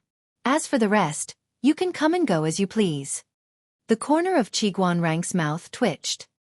He had really underestimated his lord. She was really a good businessman. Her ability to pluck feathers from wild geese was amazing. If it was someone else, they might not have had such a good reaction like her. Not only could she draw inferences about other cases from one instance, but she could also exploit them over and over again. My lord, I'm afraid it's difficult to distinguish who's better and who's worse based on this information alone. Zhang Pengji said with a smile. This is simple. Why don't we use the banner of making friends through literature, and set a few difficult questions to test everyone every day? Then let the prestigious scholars be the judges. They'll score everyone's answers and list out who's better and who's better. Every day, the top 3 will receive meal vouchers from the guest house. With the voucher, they can eat 3 meals a day at the guest house. Each meal will provide 2 meat dishes, 2 vegetables, and 1 soup for free. In this way, they could not only get a clear understanding of everyone's talents and knowledge, but they could also build a reputation for the guest house in Wanzhou. Xueqi sighed as he wrote quickly. His lord was a profiteer who was held back by her ambition to dominate the world. Not long after, Xueqi finished writing a document and handed it to Zhang Pengji to read. If there were no problems with the content, this document could be sent to Wanzhou urgently. By the way, remember to get the messenger to look for Zhang Tu and ask him if he wants to bring anything along. Why should I look for General Fu Wang? Xueqi was surprised. Zhang Pengji pursed her lips and muttered, looking at the time, Hui Jun will be giving birth soon. Xueqi understood immediately. If one did not live in this era where books were scarce, one would never understand people's thirst for knowledge. There were always students who waited outside the Jinlin Pavilion before dawn. They only left reluctantly when the pavilion closed. Sometimes, they did not even have time to tidy up their appearances. They studied hard day and night, diligently practicing without stopping. In order not to kill anyone, Xueqi specially arranged for people to set up a free canteen in the Jinlin Pavilion. Everyone could receive a bowl of thick meat porridge with their identity token. They even opened up a few quiet courtyards for the scholars to take a break or discuss scriptures in their spare time. In just 3 months, the name of the Jinlin Pavilion in Wanzhou had spread throughout the whole of Dongqing. It even had the tendency to spread to other countries. On this day, the scholars stayed in the Jinlin Pavilion as usual. Some frowned in deep thought, some discussed with their friends in low voices, and some copied seriously. At this moment, a notice quietly appeared in the Jinlin Pavilion. What's this? A commoner dressed in linen felt his stomach was empty. He carefully got up from his seat and was about to receive a bowl of meat porridge to fill his stomach when he happened to see the notice board outside the door. He fixed his eyes on it and revealed some confusion on his face. Guest house? What is this place? It was obvious that it was something created by merchants. It was full of the stench of money. The passing scholars frowned unhappily. The commoner said, "This guest house is a restaurant established by the magistrate of Liuzhou. The profits of the restaurant are used to settle down the orphans of the soldiers." Hearing that it was a restaurant established by Zhang Pengji, the scholar's expression softened a little. If it was used in the right way, he could reluctantly tolerate merchants doing business in the Jinlin Pavilion. He also went forward to read the contents of the notice board carefully. He suddenly became interested. It was not that most of the scholars could not afford to eat. At the very least, the Jinlin Pavilion provided meat porridge for free. 1 bowl was enough to fill one's stomach. What they cared about was ranking and winning. If they answered well, they would gain the favor of the scholars and their social status would immediately rise to a higher level. Hearing the news, many interested scholars hurriedly brought their brushes, ink, and bamboo slips over to copy the questions. It was only the first day, but there were as many as 100 people who participated in answering the questions. Chapter 904. Of course, the so-called guidance was not teaching them face-to-face, but adding a few comments on the bamboo slips they submitted.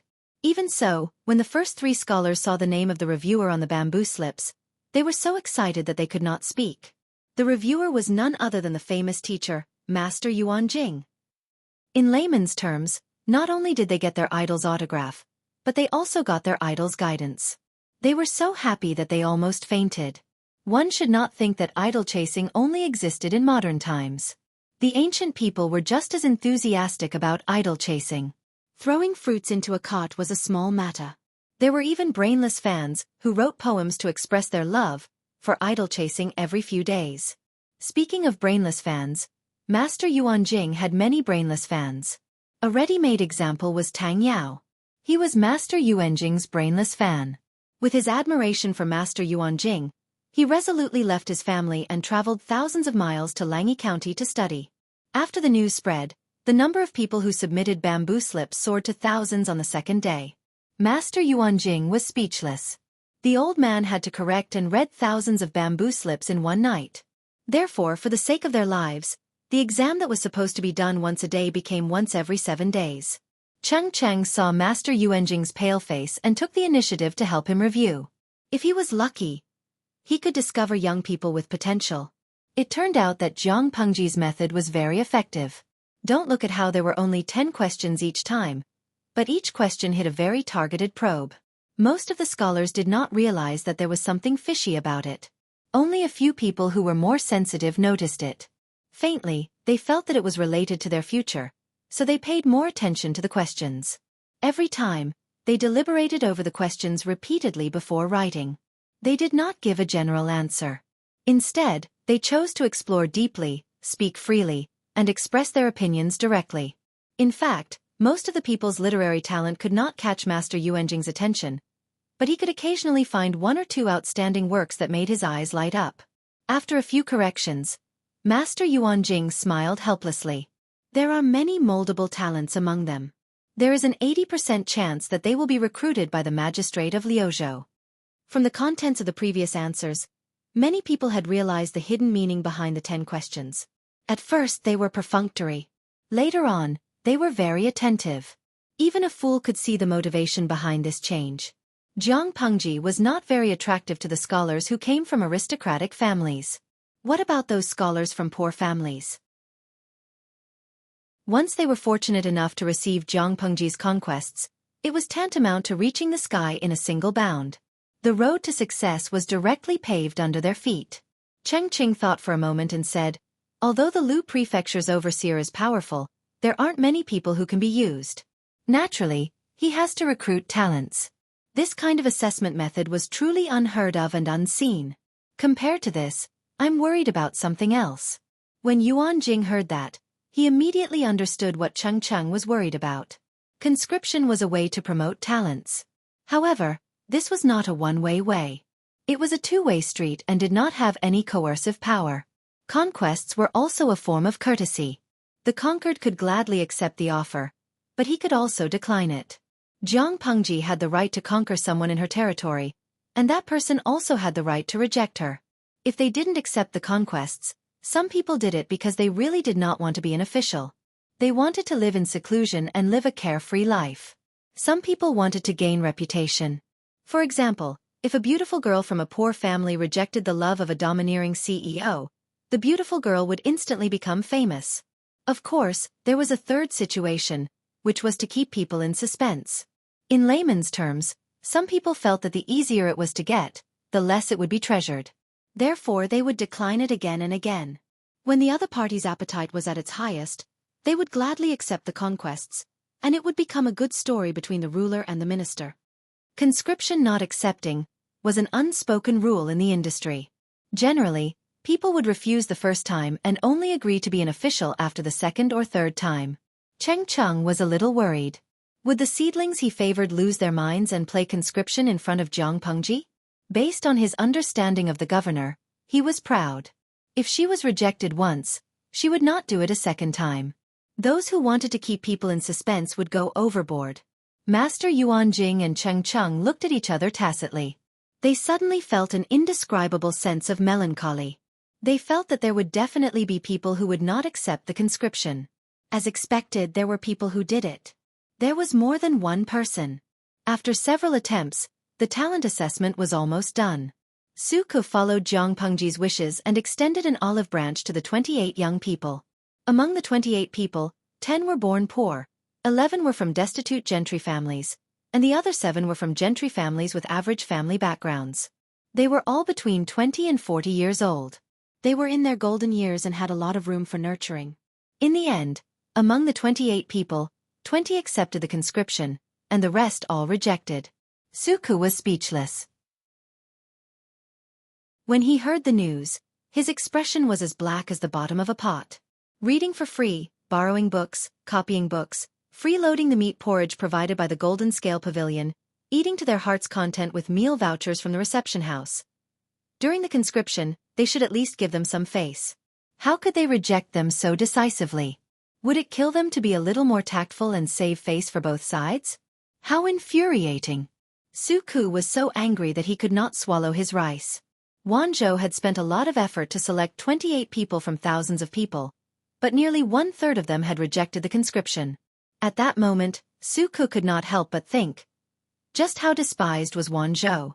What place in Dongqing could be more peaceful than here? This was already considered a paradise in troubled times, right? When other places could not afford to pay salaries, the average salary in Wanzhou was very high, okay? Benefits were also available. After the probation period, they would immediately have a car, a house, and savings. They would be at the peak of their lives. What a beautiful prospect. The only shortcoming of their master was her gender. In other conditions, she could crush the other feudal forces with 100% certainty. So what if she was a woman? Did she eat their rice? Or did these people think that the forces in Wanzhou were still grassroots and did not deserve to have a golden phoenix? Xueqi wanted to scratch his hair in frustration, but he restrained the impulse. As the chief accountant of Wanzhou and the big boss in charge of finance, he could not lose his composure. Therefore, Xueqi's mind was unusually active, but he appeared cold on the surface. He stared at the document on the table as if he was staring at an enemy. It was not until Feng Jin entered that he saw him like this that he went forward to read the contents of the document. After reading it, his brows furrowed. These people really don't know what's good for them, Xueqi said through gritted teeth. Feng Jin smiled and said, indeed. Since they didn't accept the conscription, then they should just choose someone else. There's no need to be angry. Xueqi's face was gloomy. He said, how can I not be angry? If word gets out now, won't my lord be laughed at? It was fine if 28 people were to be conscripted at once, but 8 people had rejected it. Wasn't this a slap in the face? Feng Jin said in surprise, what does this have to do with my lord being laughed at? Jin had also seen the answers of these people, and they were indeed quite talented. There's ambition in their words. I'm afraid the reason why they rejected the conscription is to build momentum and build a reputation for themselves. One more conscription will do.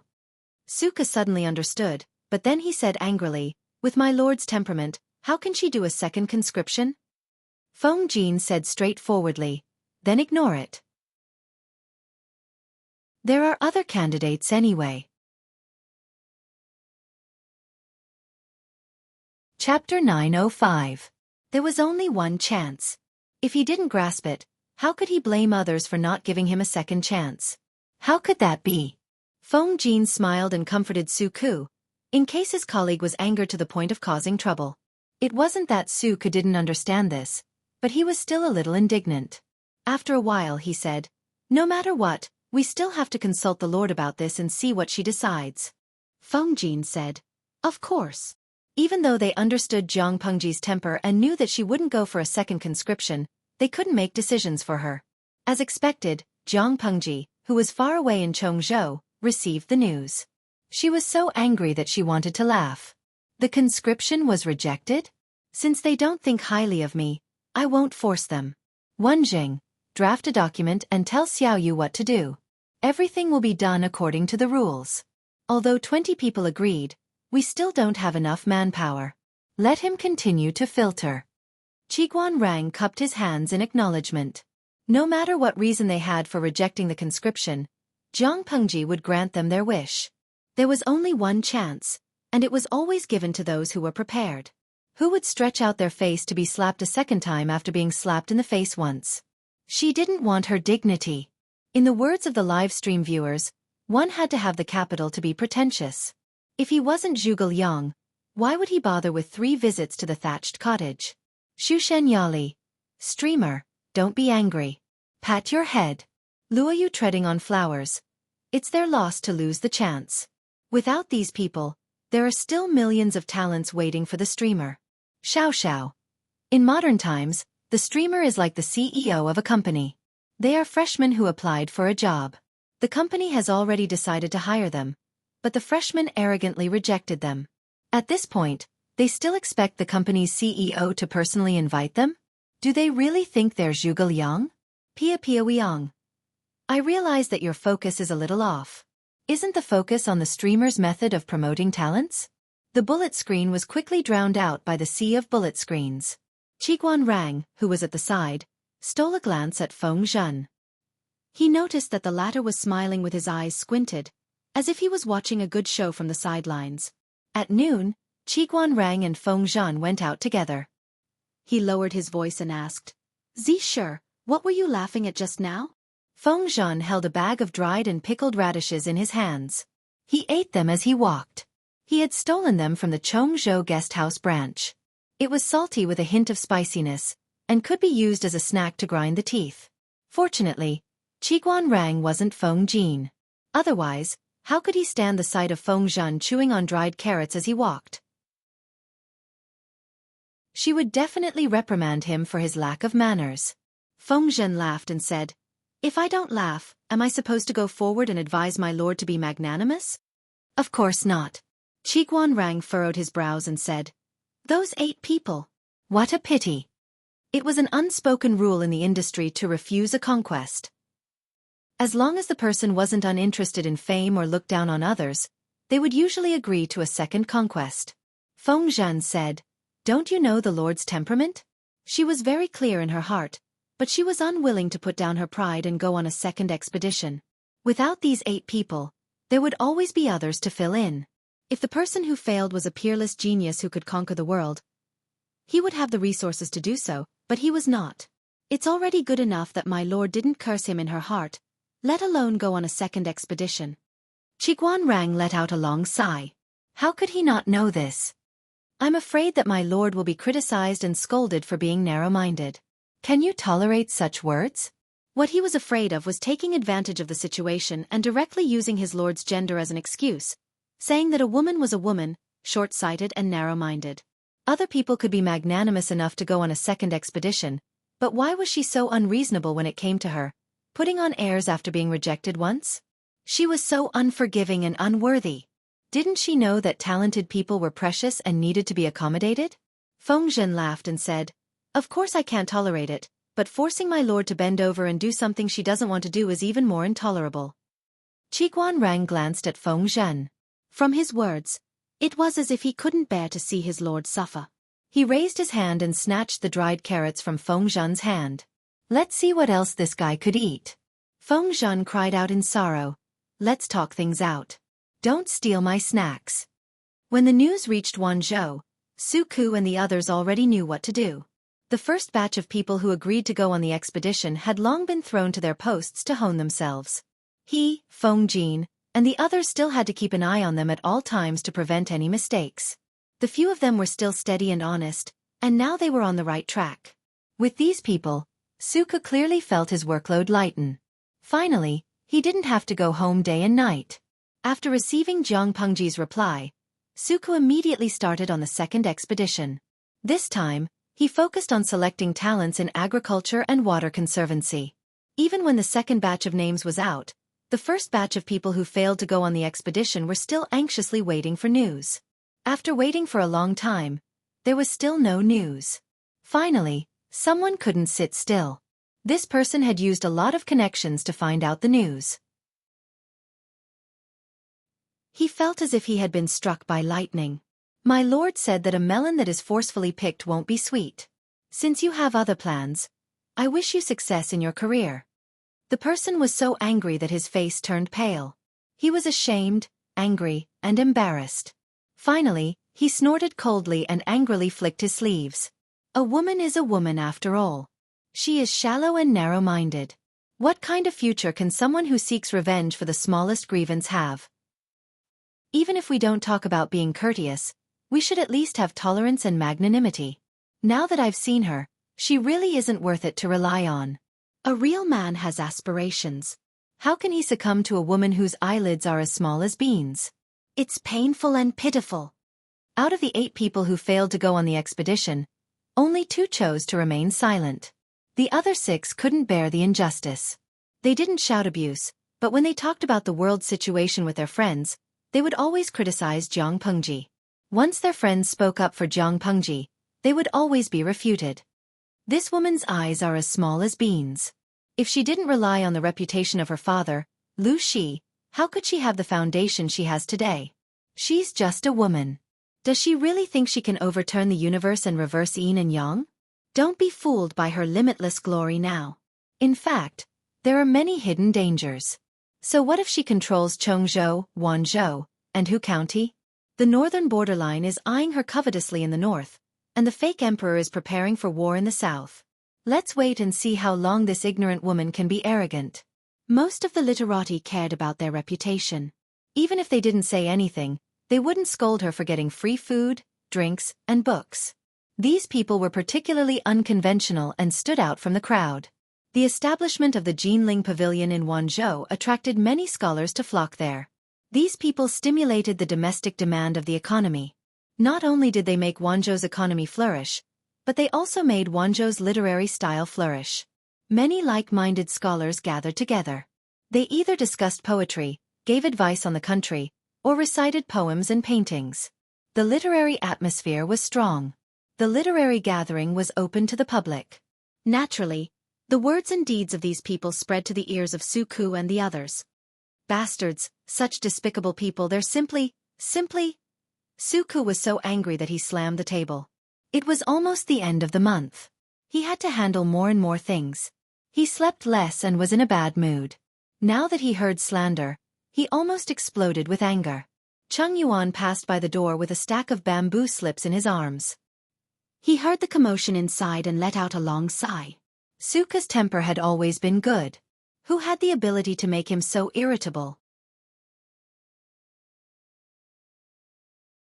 Chapter 906. Jiang Pengji had always treated the civil and military officials under her as little dukes, but how could they not treat their lord as a daughter and accommodate her? Xueqi was so angry that her menopause was acting up prematurely. The vile person in her heart had already turned into a shrew. She wanted nothing more than to roll up her sleeves and kill those people. If he didn't give them a few slaps, he wouldn't know why the flowers were so red. Did they really think that Wanzhou was a charity? Did he really think that they were the stupidest idiots in the world? Did he really think that he could borrow, copy, and read the rich books of the Golden Scale Pavilion without any scruples? Mother****, eat their food, use their food, live in their house, read their books, and in the end put down her bowl and chopsticks and scold them? Which emperor gave him the right to do so? Seeing that the black aura surrounding Xueqi was getting thicker and thicker, as if he had hit a bottleneck, Wanzhou's chief steward Xueqi finally flipped out. Gong Liao, come in. When Cheng Yuan, who happened to pass by, heard this, his scalp went numb. He had an ominous premonition.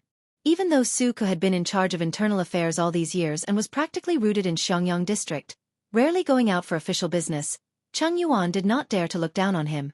Official Registrar Su, what can I do for you? Xueqi said with a gloomy face. There's something I want you to do.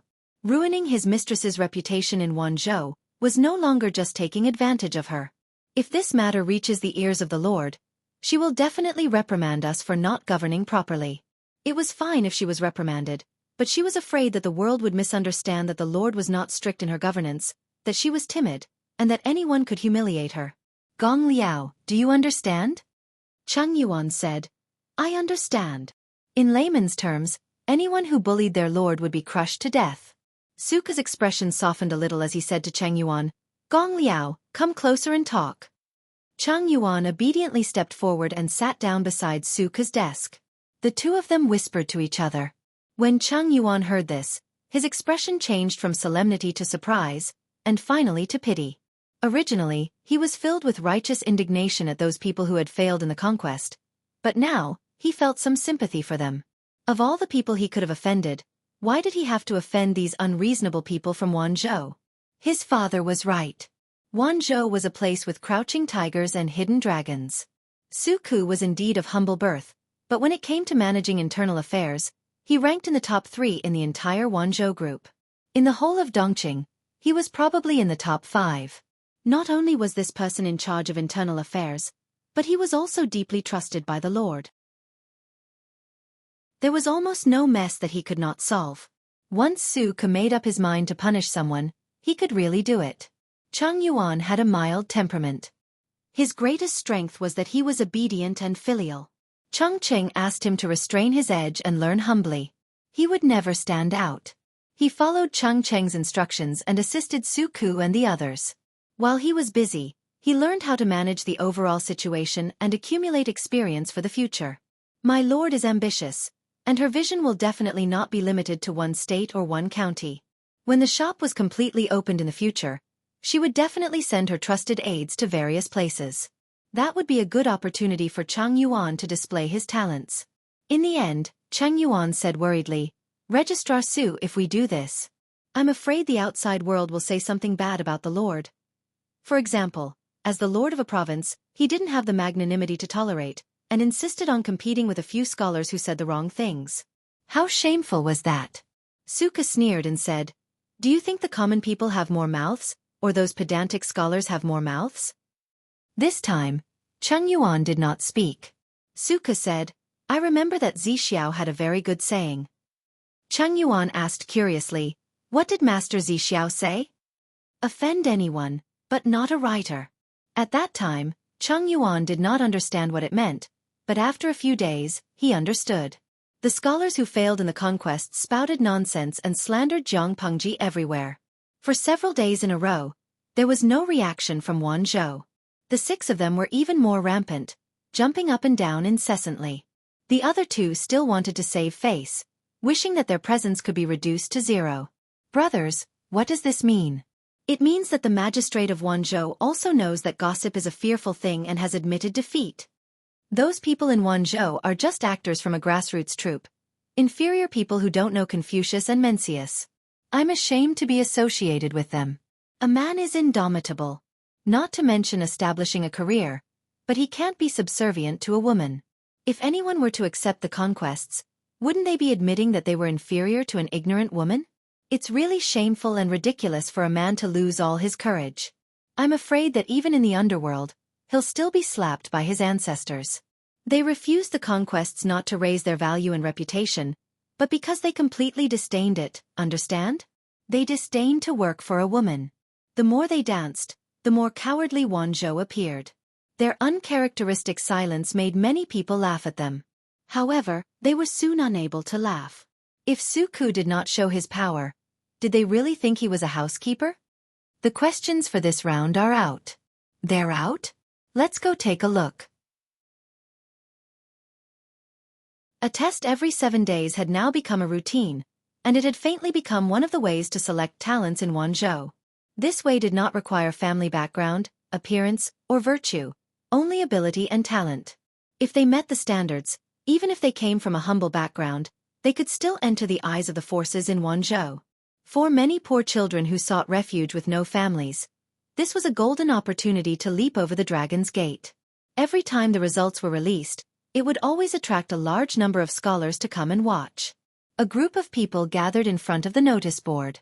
Except for a few simple-minded people, the others saw the questions clearly and felt a chill in their hearts. Unlike the 10 questions announced in the past, there was only one question this time.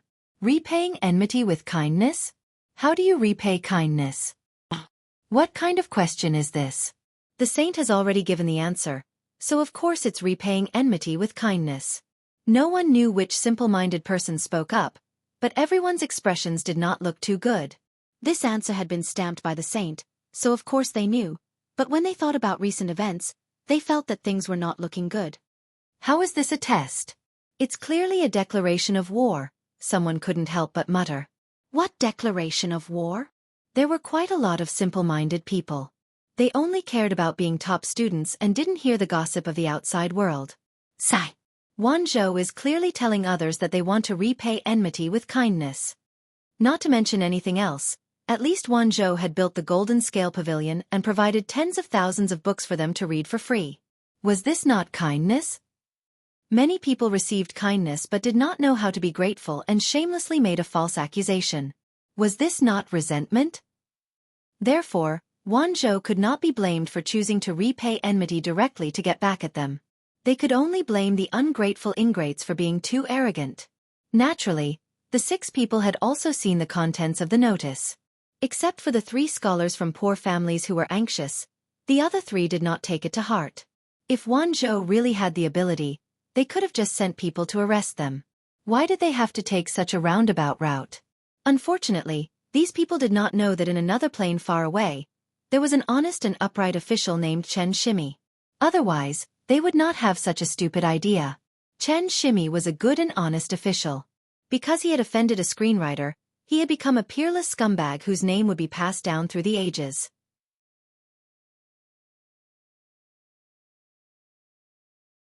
Chapter 907. When it came to scumbags, they thought of Chen Shimi. They thought of how he abandoned his wife and son in order to curry favor with the rich and powerful. He could be said to be the representative of scumbags since ancient times. How many people knew that not only did Chen Shimi not abandon his wife and son, but he was also an honest, upright, and outspoken official? This was the power of scholars. With a pen, they could poke a person on the pillar of shame in history and be spurned by people for generations to come. As for the truth? Haha, haven't you heard of this saying?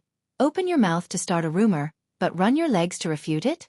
The people loved melodramatic gossip and preferred stories with ups and downs.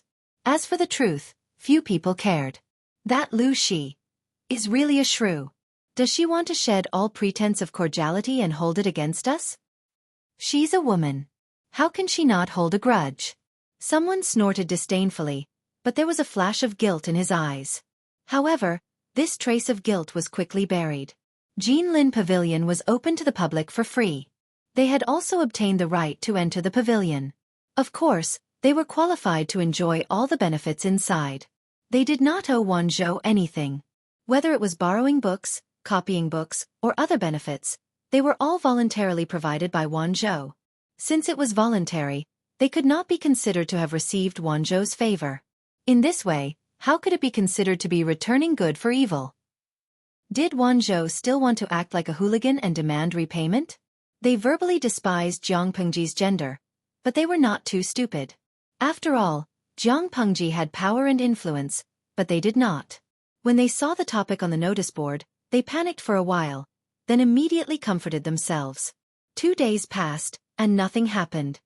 As expected, it's just a bluff. They had been quiet for 2 days, but now they jumped out again. Not only did they slander Jiang Pengji, but they even criticized Jinlin Pavilion. No matter how they became famous, at least their reputation was better than many unknown people.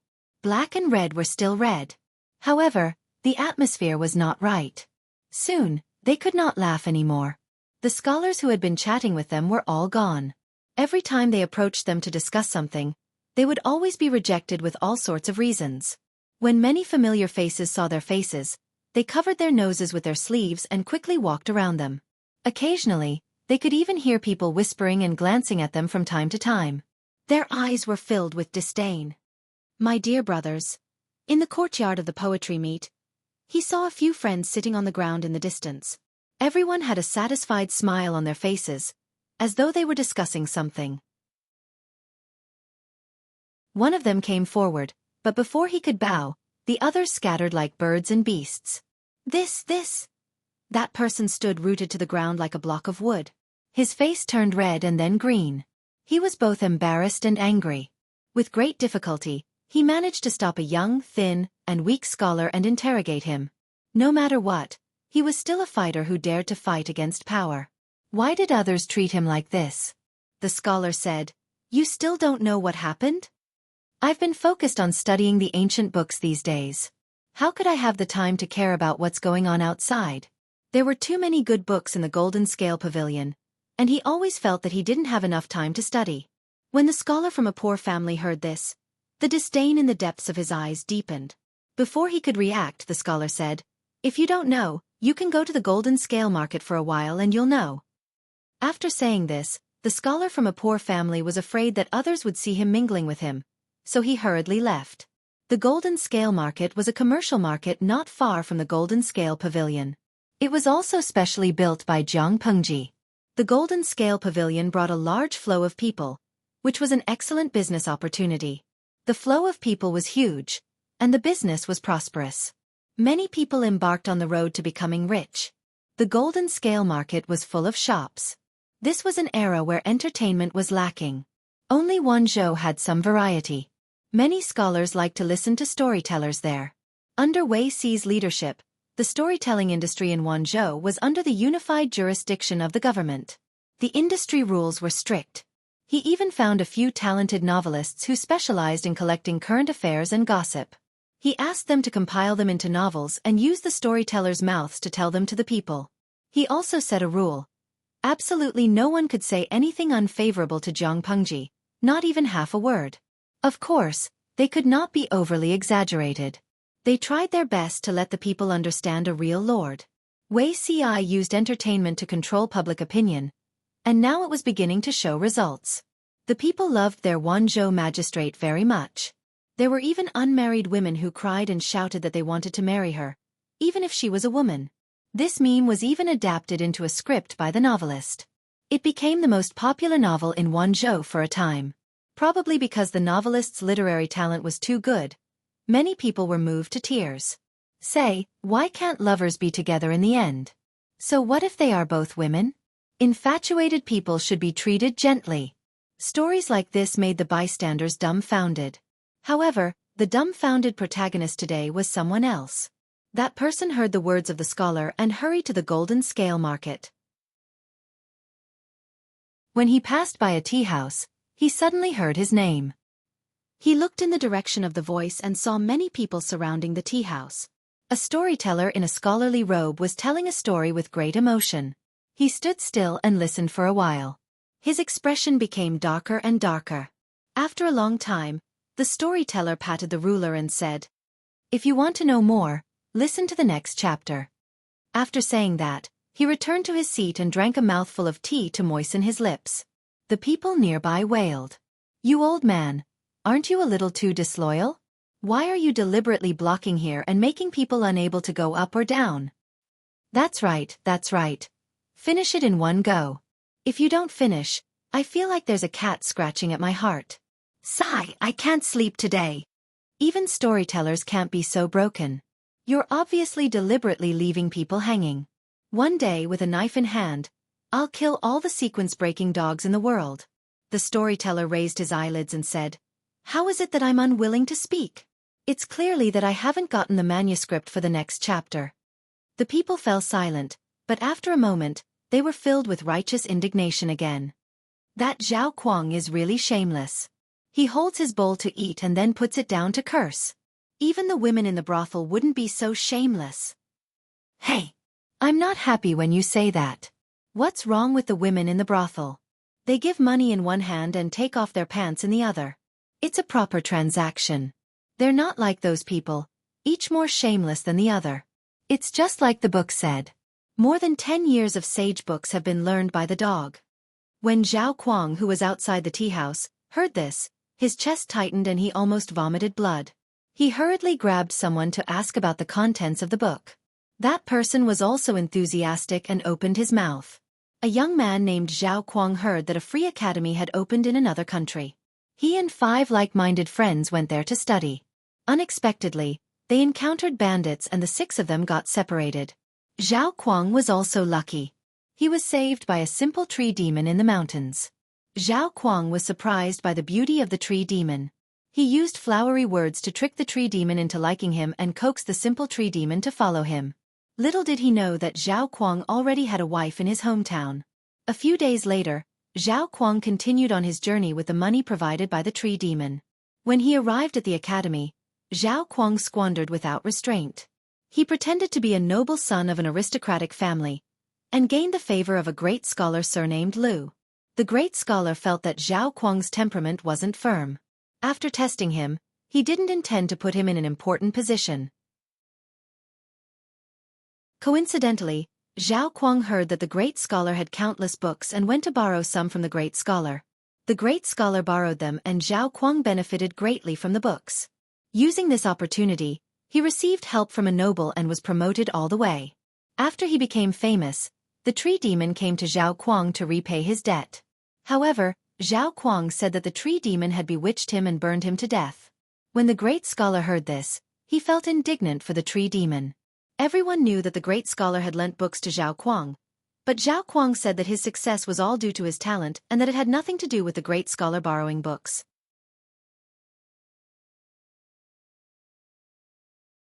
Chapter 908. After saying so much, his tongue was dry. The scholar hurriedly asked, "What's next?" The storyteller cursed his bad luck. "There's nothing else." The story had just reached the most fascinating part, but there was nothing else. No wonder the commoners were so angry. Nothing else. The commoner curled his lips. There was a hint of anger in his words. He raised his hand and pointed at the storyteller in the room. "Didn't you hear what that bastard old man said? The next chapter hasn't been written yet, but according to tradition, Zhao Huang, that shameless villain, will not have a good ending." The scholar was furious when he heard this. He said angrily, "You're just a commoner. Who gave you the guts to talk about a scholar? Wasn't Zhao Huang his name?" The commoner in front of him said in front of him that he would not have a good ending. How could Zhao Huang take this lying down? Zhao Huang flew into a rage without warning. The commoner was shocked. After coming back to his senses, the commoner also became angry. He said, "That's the convention. Who dares to violate the rules of this industry? Unless the writer, Xiantu layman, doesn't want to stay in Wanzhou anymore." Wei Xi's purpose in supporting novelists was to control public opinion. As the initiator, he had the right to set perfect rules for the novel industry. In addition to the previous rules, Wei Xi also stipulated that the spirit of the novel must be positive. What was positive? The content of the story must not involve vulgar filth, and the main theme must be correct. The first rule was easy to understand, but the latter was complicated.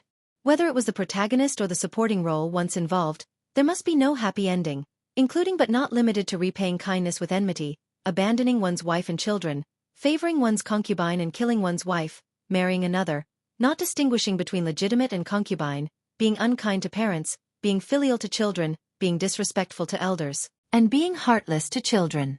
According to the severity of the plot, the characters would suffer different degrees of setbacks. Zhao Huang in the story had already violated several rules.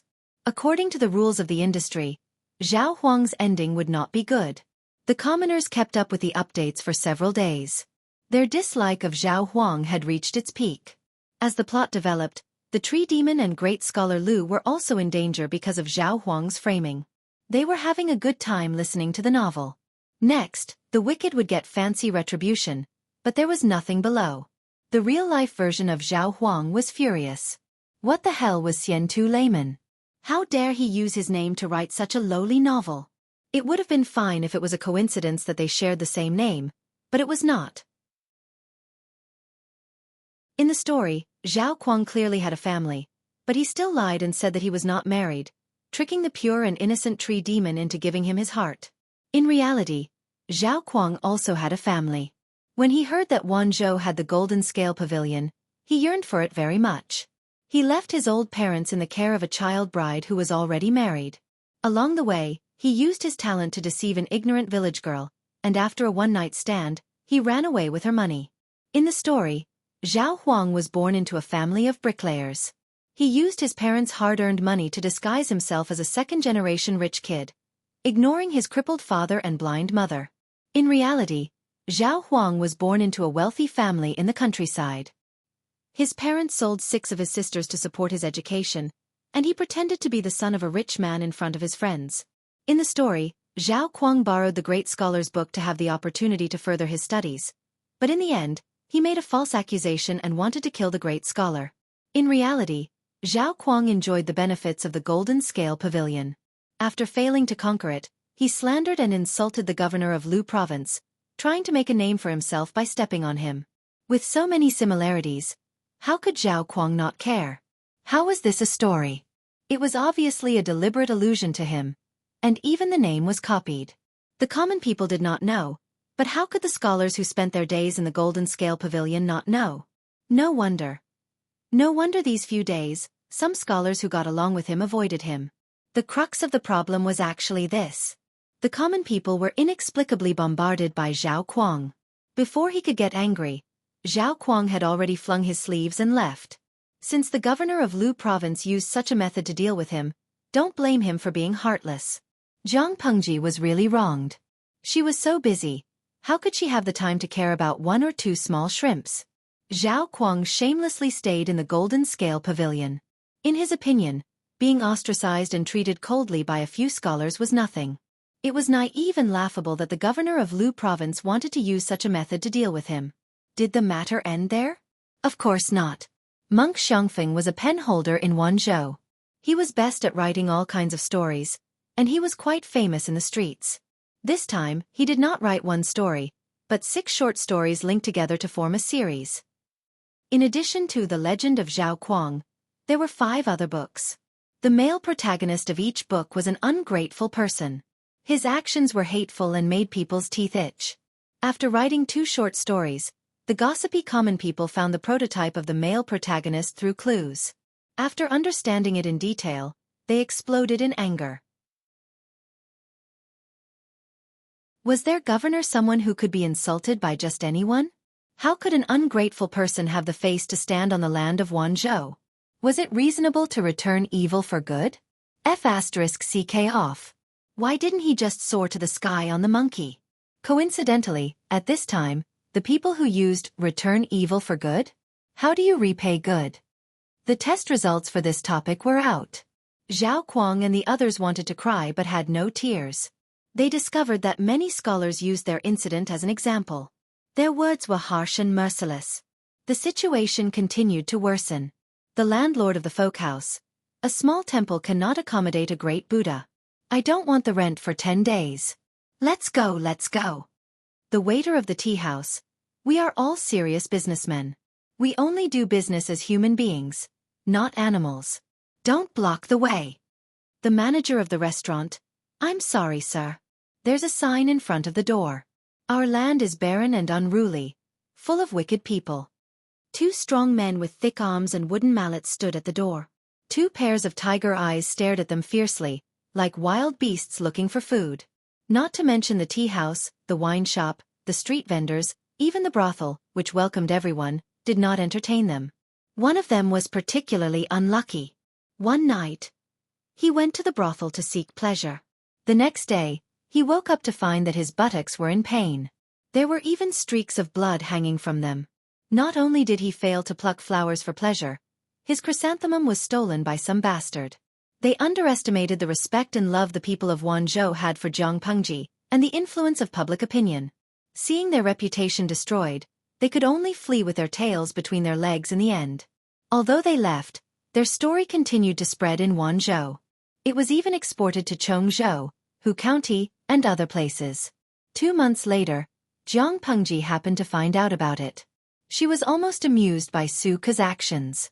Zhang Pengji said to Feng Zhen, Xiaoyu, you don't have to be so angry. They're just a few scholars who don't know how to appreciate favors. They insulted me.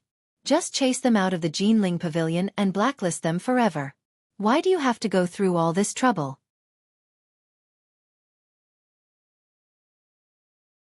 Chapter 909. Although he said he was making a mountain out of a molehill, he was very happy in his heart. Zhang Pengji said, according to what you said, none of the scholars who entered the Jinling Pavilion dared to scold me? Humans have a face, and trees have a bark.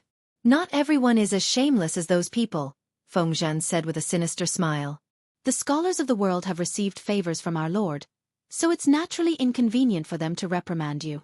As long as you don't do anything that infuriates the heavens and the people, your reputation should be fine.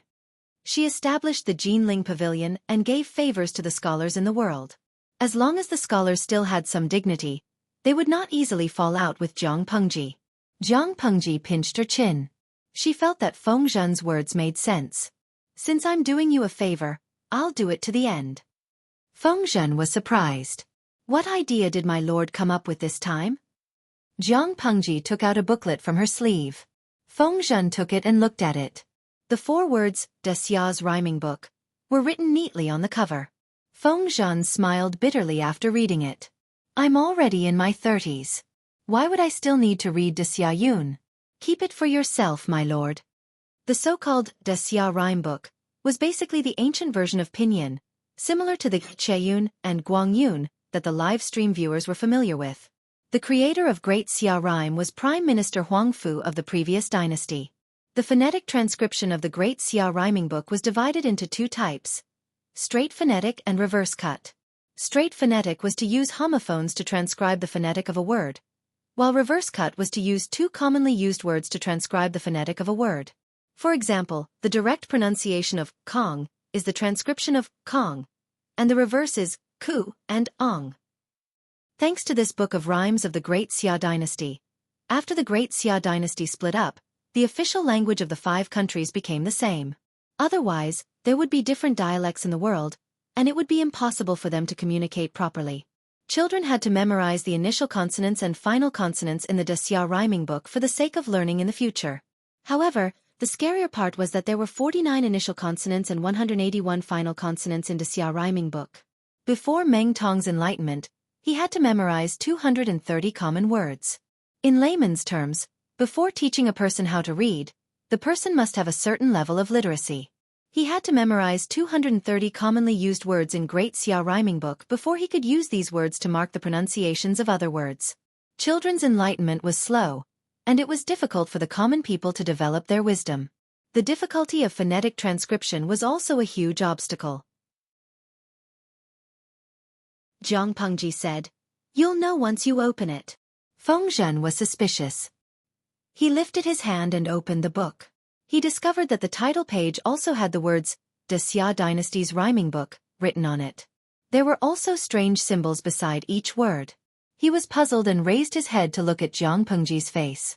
He realized that she was looking at him with a face full of expectation. Feng Zhenan suppressed his emotions and flipped through a few more pages. It was filled with familiar words, but there were tiny symbols around each word. He was puzzled. Could it be that the secret lied in these symbols?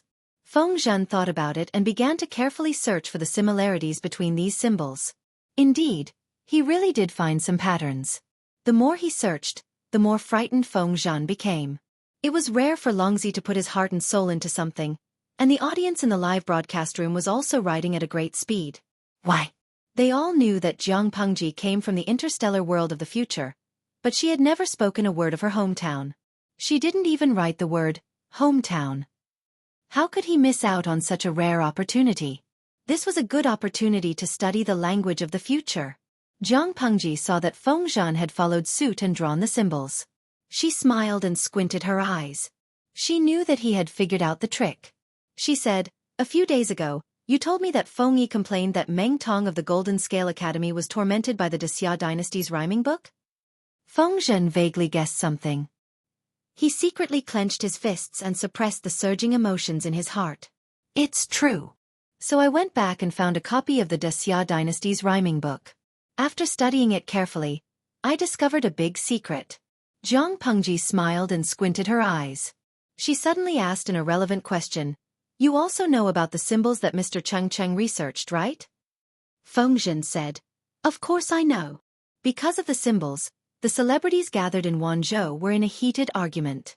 Everyone had their own opinions on the matter of the symbols. The scene was like charabah. Zhang Pengji said, "I was inspired by this. I was thinking, can I also use different symbols to represent different pronunciations?" In her world, there was such a thing as pinyin. The symbols used were completely different from what the audience in the live broadcast room knew. Zhang Pengji didn't use the symbols given by the audience.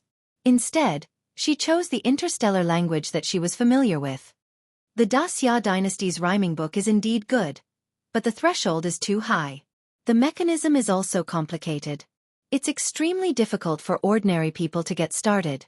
If we use these symbols to mark the pronunciations, it'll be much easier. Children only need to remember a few dozen symbols to be able to practice pinyin. Feng Zhen had a guess in his heart, but when he got Zhang Pengji's confirmation, he still couldn't believe his ears. The obviously complicated De Xia Dynasty's rhyming book could be simplified to this extent? Really? Any word can be spelled out? Won't you know if you try? Feng Zhen didn't believe it. He randomly took out 2 books, picked a few dozen words, and compared them with the symbols he'd sorted out. After testing it out, it was indeed correct. He blinked his eyes in disbelief. If this simple method of phonetic transcription could be popularized on a large scale, it would save a lot of time and energy. It would also lower the threshold for people to study, and give more people from poor families the hope of studying. I plan to personally go back to Wanzhou, Jiang Pengji said to Feng Zhen.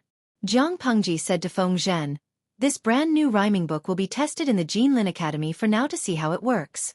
If there are no problems, I plan to popularize these phonetic symbols in my own territory. Feng Zhen spent a lot of effort to force himself to calm down. My lord, Jiang Pengji said, it's a long road to enlighten the people.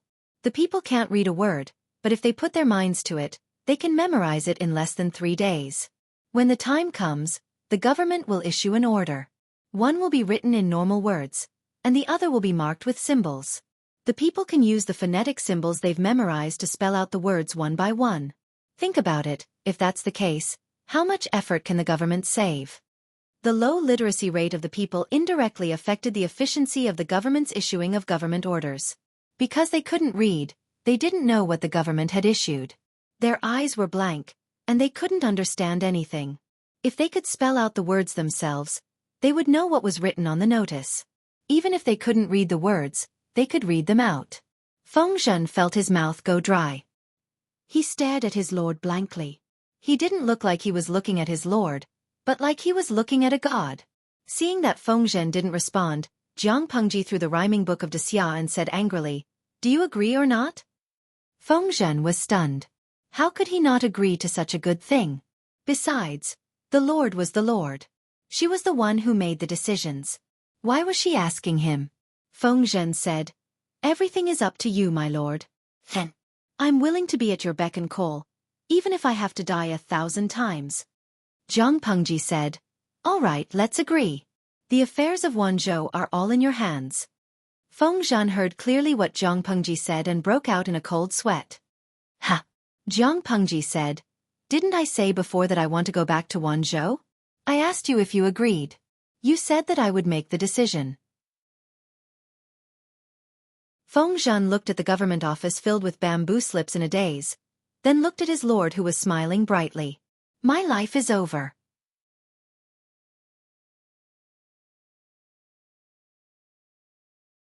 Chapter 9-10.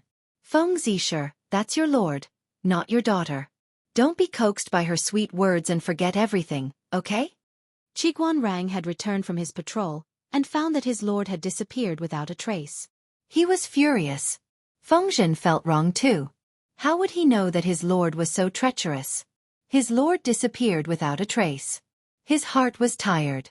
Qiguan Rang let out a long sigh. Fortunately, the aristocratic families in Chongzhou are holding each other back and can't recover for the time being. There's no need to worry even if my lord isn't here. If Chongzhou really needed Jiang Pengji, according to his lord's personality, she wouldn't leave the mess behind and leave. Now. Forget it, let her be. Other than compromise, Qiguan Rang couldn't think of a second choice. Feng Zhen sneered. Wenjing, you're talking about me. Aren't you the same? After saying that, Feng Zhen sighed in his heart and thought. It wasn't that they were being played by their lord. It was clear that they spoiled their lord too much and deliberately let her have her way. The two of them didn't know that their lord, who said she wanted to return to Wanzhou, had taken a small detour on her way back and turned to another place. It was the height of summer and the sun was shining brightly. Under the command of Wei Ci and the others, the main roads in Shangjing had been completed. The buildings in the city were also planned. Zixiao, eat some watermelon. This watermelon has been soaked in a well and is very cold. Eat some to relieve the heat so that you won't faint from the heat.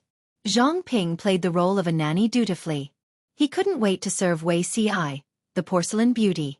Wei Ci looked up at the sound and took a plate of watermelon from Zhang Ping.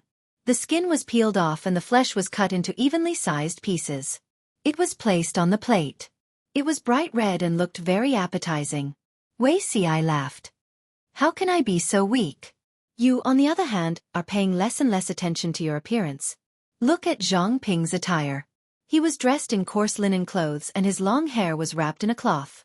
He also had a wet face cloth on his head to block the sun. Why else would they say that Xiao is an immortal who descended from the heavens and we are mere mortals made of mud? Xiao Guang was panting heavily. His clothes were drenched in sweat again and again. The skin that was exposed was tanned to a dark brown color. He laughed and teased Wei Xi. Xiao, look at Shiheng and then look at Guang, one is darker than the other. On the other hand, your skin is still as white as snow. I am very jealous when I see it. Xiao Guang had only joined Wanzhou later, but he, Wei Xi, and Zhang Ping had lived and eaten together at the construction site in Shangjing for a year, so they naturally had a deep bond. Wei Xi smiled. His skin glowed faintly under the sunlight. He was as pure as a celestial being. What's there to be jealous of? In Xi's opinion, he's at a great disadvantage. Wei Xi joked, I spend a lot of time under the scorching sun every day, but my skin never gets tanned. Those who don't know what's going on might think that I'm slacking off and trying to fish in troubled waters.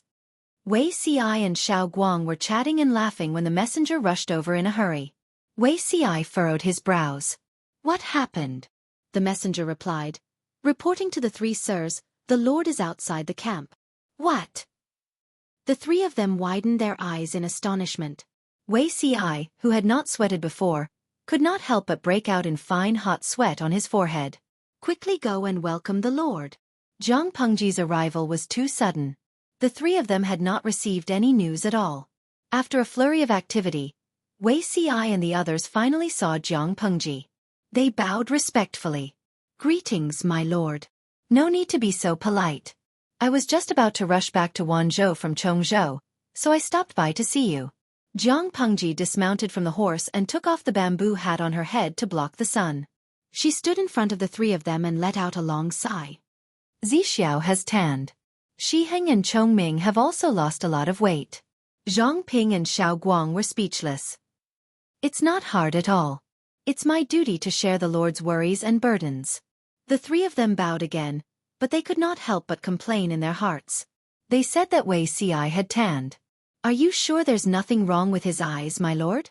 Zhang Pengji had rushed back to Wanzhou for important matters.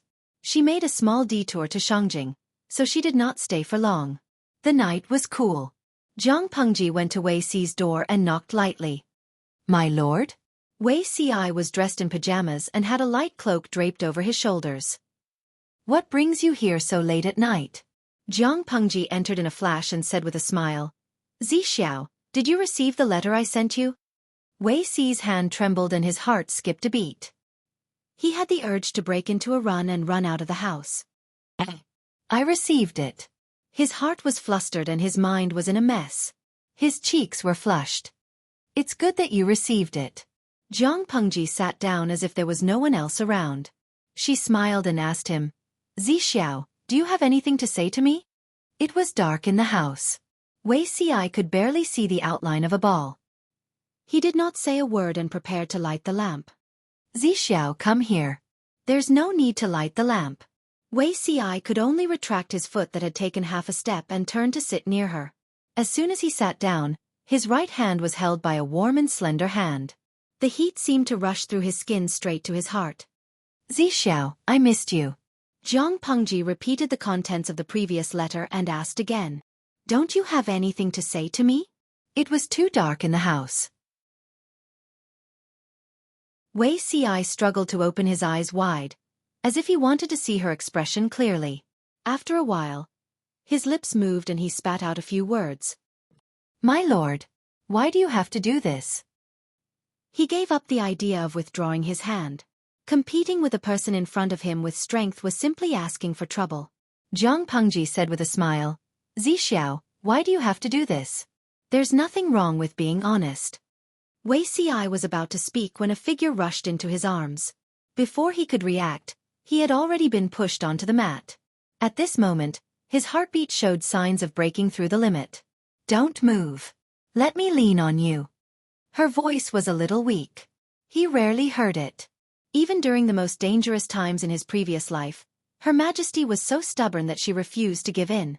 Those who provoked her would be killed. Those who blocked her would be slaughtered. Wei Xi was in a daze. 2 arms wrapped around his neck. He was so scared that he did not dare to move. How did this look like weakness? Suddenly, 4 words popped up in his mind, showing weakness to the enemy.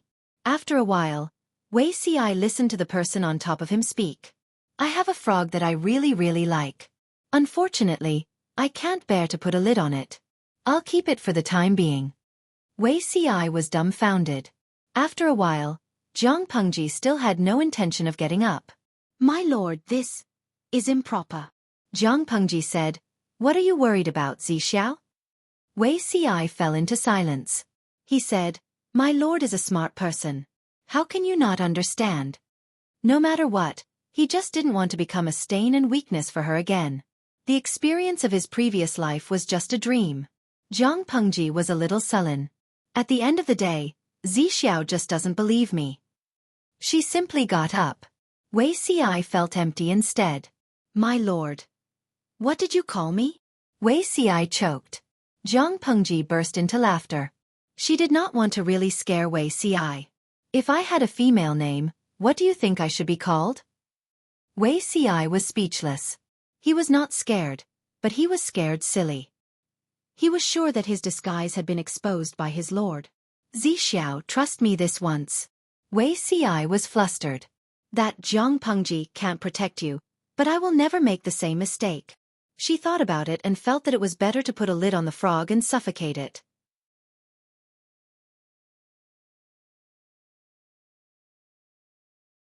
Chapter 9:11. My lord, you... Wei Ci was supposed to be conflicted and in pain, but he had to admit that at that moment, his heart was jumping with joy. Do you believe me? Zhang Pengji raised her hand to pinch his chin, straightened his face, and looked him in the eye. Wei Ci laughed bitterly and said, My lord, you still don't understand. Other than you, there is no one else in the world who can make me believe so. Zhang Pengji was startled. It was her turn to jump with joy. However, Wei Ci was an ostrich. How could he let her be happy? He immediately added, Because of this, can I ask you for a favor? Zhang Pengji said without thinking, I refuse. Wei Ci was forced into a corner by her. My lord, why don't you listen to what it is? When it comes out of your mouth, pleasant words can make me jump for joy, and unpleasant words can make me feel annoyed and depressed. It's a 50-50 ratio. You said something that made me jump with joy just now, and the next sentence will definitely not be good. Rather than listening to it, it's better not to listen. Wei Ci was convinced. When was Her Majesty so willful in her previous life? Wei Ci said, I have to say it even if you don't want to listen. My lord, do you know what I want? Zhang Pengji said, Your mind is too sensitive and deep. I dare not guarantee that I know everything, but I am sure that I can give you what you want. Wei Ci's face was bitter. He said, I want the world to be peaceful. You can indeed give it to me. In the depths of his heart, there was a small voice saying, But why did he want the person in front of him? This was probably the most daring idea Wei Ci had ever had in his life. As long as he still had a trace of rationality, he would not let this terrible idea have a chance to see the light of day again. Zhang Pengji asked with a smile, The world to be peaceful and the people to live and work in peace? This has always been what you want to achieve, and it is what I hope to achieve. However, other than these, do you have no other selfish motives? For example, do you want the person in front of you? Who cares? I'll cook this frog and eat it first. Jump all you want. If you have the guts, try jumping again.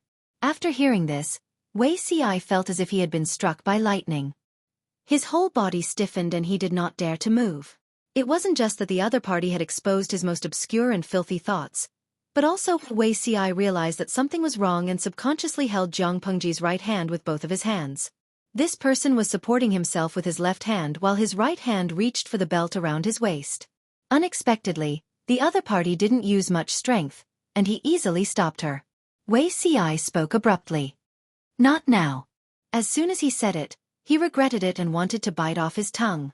A direct rejection was better than these 5 words. Not now. When would that be? He could have rejected her decisively, but now he was left with a blank space that made one's imagination roam. After hearing that, Zhang Pengji's mood suddenly improved. She smiled and leaned close to Wei Ci's neck to whisper, Forget it. It's rare for Zixiao to take the initiative, so I'm satisfied. She grabbed his left hand with her right hand and lay down beside him. Wei Ci swallowed nervously. His Adam's apple squirmed a few times. He tried to struggle a little, but the other party refused to let go of his hand. "Master, you can't sleep here. If others were to find out, even if the two of them were innocent, they would not be able to extricate themselves. Those who are innocent will be innocent. Those who are impure will be impure. I'm not afraid." "What are you afraid of?" Zhang Pengji opened her eyes and said inexplicably, "I'll wait for you for another 10 years at most." Wei Ci was startled and seemed to understand something. He said sadly, "Master, you don't have to wait." "Now?" Zhang Pengji tilted her head. With a teasing look in her eyes, she added, "Are you sure I don't have to wait? You were resisting in all kinds of ways just now, but now you can't wait anymore. What I want to say is, after 10 years, if you still have a reluctant attitude, I really can't help but eat you up." "Do you know what kind of eating it is, Zixiao?" Wei Ci was speechless. When it came to acting like a hooligan, even if there were 10 of him, he might not be a match for Zhang Pengji. "Why is my lord so obsessed with me?" Wei Ci could not help but ask a narcissistic question. "Was it because he was good-looking?" Zhang Pengji said, "Zixiao just said that there is no one else in the world who can make you believe in me so much. Then I also want to say that there is no one else in the world who can make me feel so compatible with you. I have very high requirements. I either don't want anyone, or I want the best and most suitable person. I think you are that person." The room was pitch black and the surroundings were quiet. Wei Ci had never been so excited before.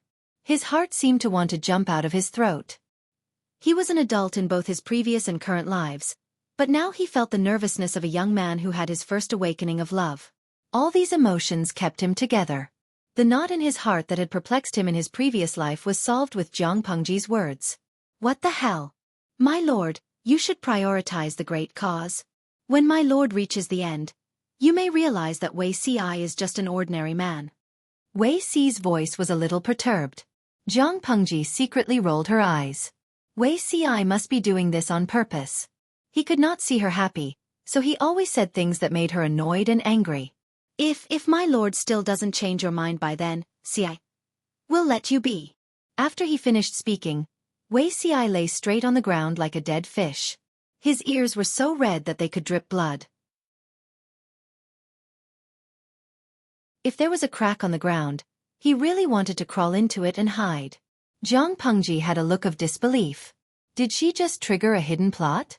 "But before that, my lord, you should still be careful between men and women." Wei Ci's last sentence dampened her spirits. She pouted and did not care what Wei Ci said. After today, she did not know when they would meet again.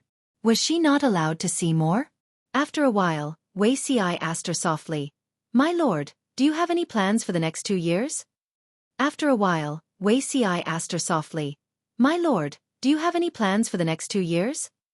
"I'm afraid that after 2 years, the situation will change drastically."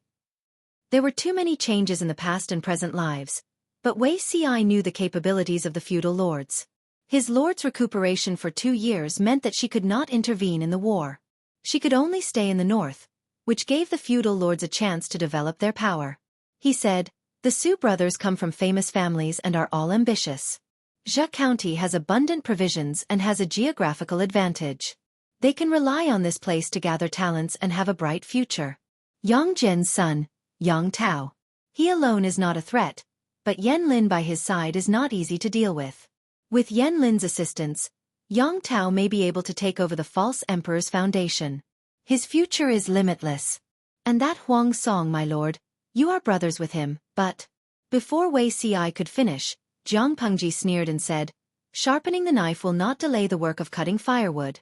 What are we afraid of?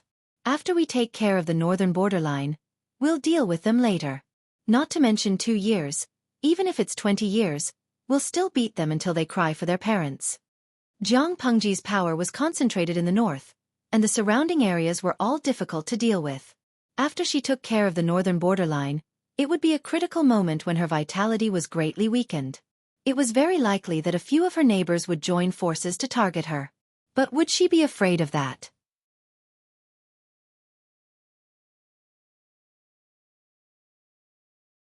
Chapter 9:12.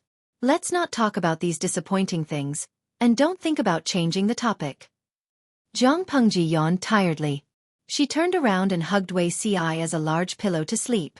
Wei Ci stiffened at first, and the muscles all over his body tightened. After a while he asked, "Is the Lord asleep?" He had lived with Zhang Pengji for half of his life, so he knew how bad her sleep was. Even if someone tiptoed beside her, it would wake her up, let alone a slightly loud noise. Zhang Pengji closed her eyes and muttered, "I'm already asleep. Do you have the heart to disturb my sweet dreams?" Yes. The Lord is asleep." Wei Ci smiled bitterly. "The floor is cold. Forgive me for offending you. Let me carry you to the bed." The floor was made of solid wood. Not only was it hard, but it was also cold. It was not comfortable to lie on. Zhang Pengji's ears perked up when she heard that. She opened her arms enthusiastically. "Come on. If Zixiao can't carry you, I can carry you." Wei Ci said, "Since the Lord is asleep, don't talk in your sleep." Zhang Pengji pouted. She doubted whether Wei Ci could carry her. Although she was slender, she was tall and muscular. Her actual weight was heavier than that of an ordinary adult man. Zhang Pengji did not have much hope that Wei Ci would be able to carry her. It turned out that she had underestimated him. Wei Ci heard Zhang Pengji laugh softly. As intelligent as he was, he naturally knew what she was laughing at. He could not help but blush. Although he had carried Zhang Pengji, it was actually quite strenuous for him. His breathing was a little breathless. It was only a few steps from where he stood to the bed, but Wei Ci was so tired that a thin layer of sweat appeared on his forehead. Zixiao's arm strength still needs to be trained. Zhang Pengji rolled into the bed and clamped a corner of the thin blanket with her toes. She casually flung it and rolled her body in a circle. The spread-out thin blanket covered half of her body. Otherwise, it's easy to run out of stamina in the future. In the darkness, Wei Ci's eyes carried some helplessness. He was not a virgin. Of course, he could understand the meaning behind her words. Knowing Zhang Pengji's temperament, Wei Ci did not dare to simply respond to her, in case she pushed her luck. Zhang Pengji accurately stopped Wei Ci from taking another thin blanket and teased him with a smile. "Sleep in the same bed. Summer Zixiao is very likable." Wei Ci replied. "In that case, my lord disdains me during winter?" "No," Zhang Pengji said. "My lord in winter is very likable to Zixiao." Wei Ci was stunned for a while before he understood what she meant. He was so embarrassed that he could not speak.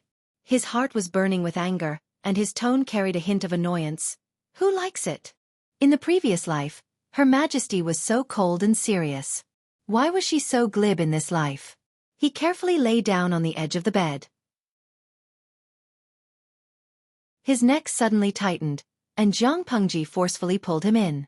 Wei Ci had no choice but to accept his fate. In the end, he could not escape the fate of being used as a pillow in summer.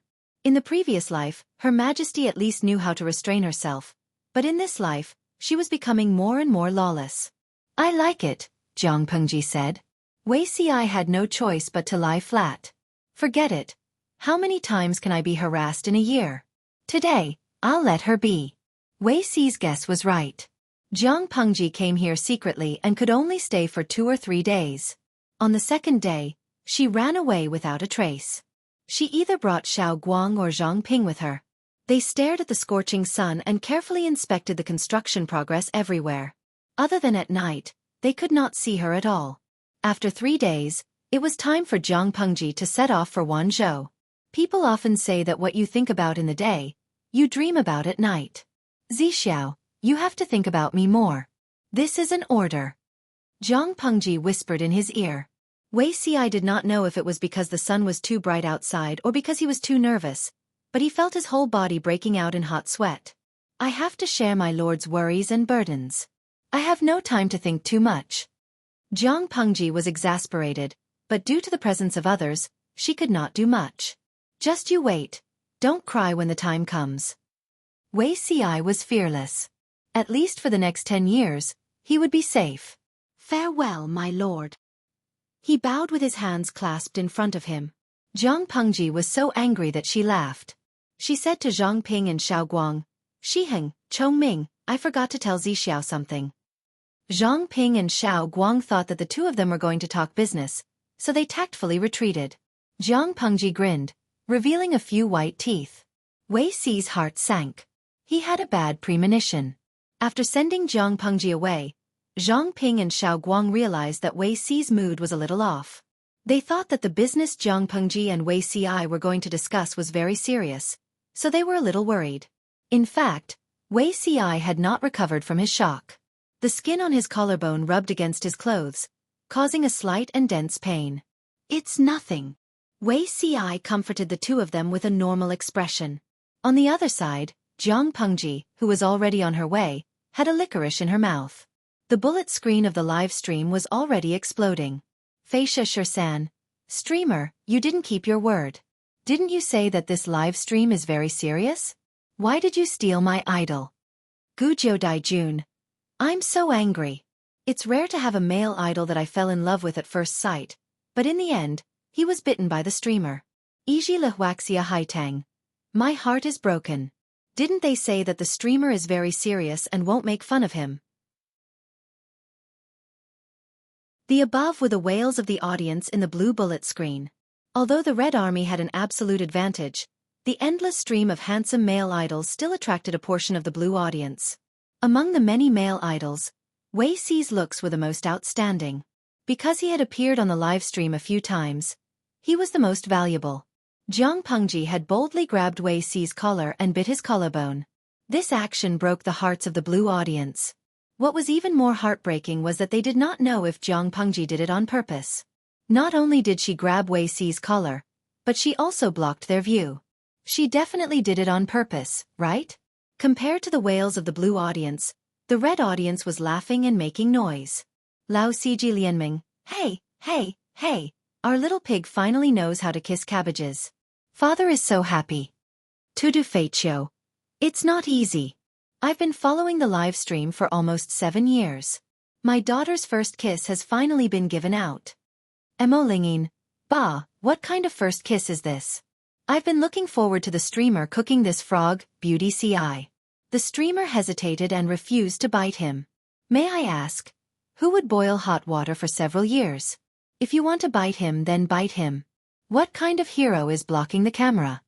They only saw Jiang Pengji take a bite of Wei Ci, but they did not see any extra skin on him. How infuriating. Iji Sabao.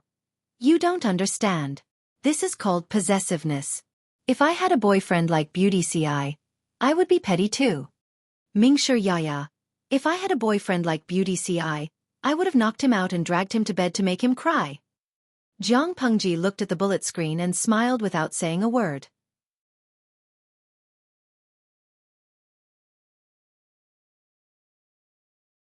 Chapter 9:13. Jiang Pengji's return to Wanzhou was a spur-of-the-moment idea, so she didn't inform the people in Wanzhou. When Xueqi saw Jiang Pengji standing in front of him, he was so scared that he almost dropped the document in his hand. Xueqi was shocked. Why did my lord suddenly return from Chongzhou? Jiang Pengji laughed as she took off her bamboo hat to block the sun. She said, time was tight, so I had to come by myself. Xueqi was speechless. Even so, my lord shouldn't have traveled alone. If anything happened on the way. Jiang Pengji replied with a smile. I'm afraid the person who can beat your lord hasn't been born yet. I have to come by myself for what I have to do. No one else can replace me. On the way back, I went to Shangjing to see Zixiao and the others. The construction of the provincial government is going smoothly. Xueqi was helpless. He wanted to say something more, but seeing her forehead covered in hot sweat, he could only get up and make tea for her to cool down. Jiang Pengji took the tea and asked casually. By the way, has Xiaoyu written to Xuanmei recently? Xueqi's face showed some warmth, but there was still some guilt in his eyes. He said, he writes once a month. She's doing well in Hejian. Since the wedding, he and Xuanmei had been living in separate places all year round. How could sending letters be enough? He missed her very much. Fortunately, he had enough work to do. He didn't have much time to think about it. Jiang Pengji thought about it and said, find a time to send someone to bring Xuanmei and your aunt to Wanzhou. Xueqi looked surprised. After a while he said in a low voice, but the person behind Takshu hasn't. Xuanmei was placed in Hejian so that she could avoid Takshu. Xueqi knew about this. Coincidentally, Hejian County was far away from the chaos of war and the situation in Wanzhou was unsettled, so he was at ease to let his new wife stay in her hometown. Later, the situation in Wanzhou stabilized, but Takshu had never been resolved. He was worried that bringing Xuanmei over would harm her. If it weren't for these concerns, he would have brought Xuanmei and his aunt over when Qiguanrang brought his wife and daughter to Wanzhou. I've already thought about how to deal with Takshu. Jiang Pengji took a sip of tea, and her expression became a little indifferent. Takshu is not the key. I can't let you be alone forever. Being married is better than being unmarried, right? No matter what, you're a man. It's not good if you don't have a wife by your side. I understand men very well. I'm afraid that you can't bear the loneliness and will look for a new lover, which will disappoint Xuanmei's sincerity. What hurts the most to a new driver? Even though he had gotten a driver's license, he still had to walk to work. He felt like he had gotten a fake driving license. Jiang Pengji's eyes became dishonest, and Xueqi was so angry that he wanted to hit her. My lord knows a lot, he said sarcastically. Jiang Pengji raised her eyebrows. That's true. No matter what, your lord is an old customer who roams the brothels. When it came to bickering, Xueqi was no match for Jiang Pengji. Why did my lord suddenly think of this? Jiang Pengji said, can't you be considerate to your subordinates? The truth was that Hui Jun had been pregnant for 10 months and gave birth to a son and a daughter. She counted the next generation of the members of the team with her fingers. Before he went to Chongzhou to take office, Shangguan Wan was pregnant. Qiguanrang had a daughter, Feng Jin yearned for a second child, Feng Jin's Fengyi seemed to have a genetic mutation, Yang Sai Fengliu did not want to get married, Xiao Guang already had a family, Zhang Ping was an unmarried member of the Keding clan, Meng Hun had no intention of remarrying, Jiang Nongqin wholeheartedly cared for Jiang Pengji and did not consider marriage. When she counted to Xueqi, she suddenly thought of the young couple who lived in different places. She had already found out who the mastermind was. There was no point in keeping Takshu. In order not to fall out with the mastermind, Jiang Pengji did not plan to do anything to Takshu at the moment. She planned to find an excuse to send Takshu away from her. After Xueqi heard this, he secretly rolled his eyes. Who would believe this reason? Right, I came back this time for the Golden Scale book. Xueqi raised his eyebrows. Golden Scale Academy? What's wrong with it? Jiang Pengji said, a while ago, Feng Jin's son wrote a letter to his father, complaining about the Xia Yun Shu. Xueqi laughed. Fengyi is extremely talented, intelligent, and eager to learn. Master Cheng and Master Yuanjing praised him. He started learning early, so the Xia Yun Shu should be nothing to him. Why did my lord rush back from so far away for this? Fengyi is fine, but the other children do not have a foundation, so they are stumbling in their studies. Even with the guidance of a famous teacher, their learning progress is still slow. The phonetic transcription of the Xia Yun Shu, regardless of whether it was direct or indirect, required the learner to have a certain literacy foundation. Apart from Fengyi, the other students of the Golden Scale Academy were all orphans of martyrs who had died in battle. Even martyrs were illiterate, let alone their children. Literacy is difficult, so is reading. My lord is kind enough to provide them with learning conditions for free. This is already a blessing to our ancestors. Xueqi sighed. Every student goes through this. If they do not learn well, they can only blame themselves for not working hard enough. They could only learn by rote. If they could not, it could only be said that the students did not work hard enough. That may not be the case, Jiang Pengji said. Xiaoyu, invite the teachers here. I have something to discuss with them. Although he did not know what it was, Xueqi did not dare to delay and quickly did as he was told.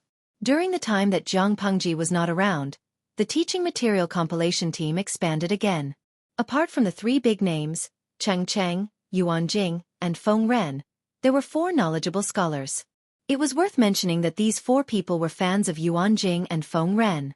In order to chase after their stars, they came all the way to Wanzhou. Now they were preparing to buy a house and settle down there. For fans, there was nothing happier than working hard with their idols. The peaceful and prosperous atmosphere of Wanzhou was also one of the factors that attracted them. Feng Ren was only an external aid, so the way he addressed Jiang Pengji was very formal. May I know why Magistrate Liuzhou has summoned us? Cheng Cheng and Yuan Jing were also suspicious. Didn't Jiang Pengji go to Chongzhou? Why did she suddenly come back? Of course it's an important matter. She took out the brand new De Xia Yun shoe that she had organized and handed it to them. The few people present were all big shots. Jiang Pengji did not need to waste time explaining. This is phonetic transcription? Master Yuanjing's hand trembled. He almost dropped the precious De Xia Yun shoe on the ground. The other two people were ready to take it. The three of them looked very funny. Yes. Don't be fooled by their strange appearance. If they are used for phonetic transcription, it is much simpler than the current straight transcription or reverse transcription, Jiang Pengji said. The biggest advantage is that, first, they are few in number and easy to remember. Second, children who are enlightened don't need to memorize hundreds of words before learning new words. It greatly reduces time and energy. The efficiency of enlightenment will naturally increase. De Xia Yun Shu was considered a pioneering work in this era, but for Jiang Pengji, it was too complicated and prone to mistakes. You're tuning in to the Xueqi's Martial Arts Saga YouTube channel. Don't forget to subscribe and join us on this journey to catch the most captivating stories.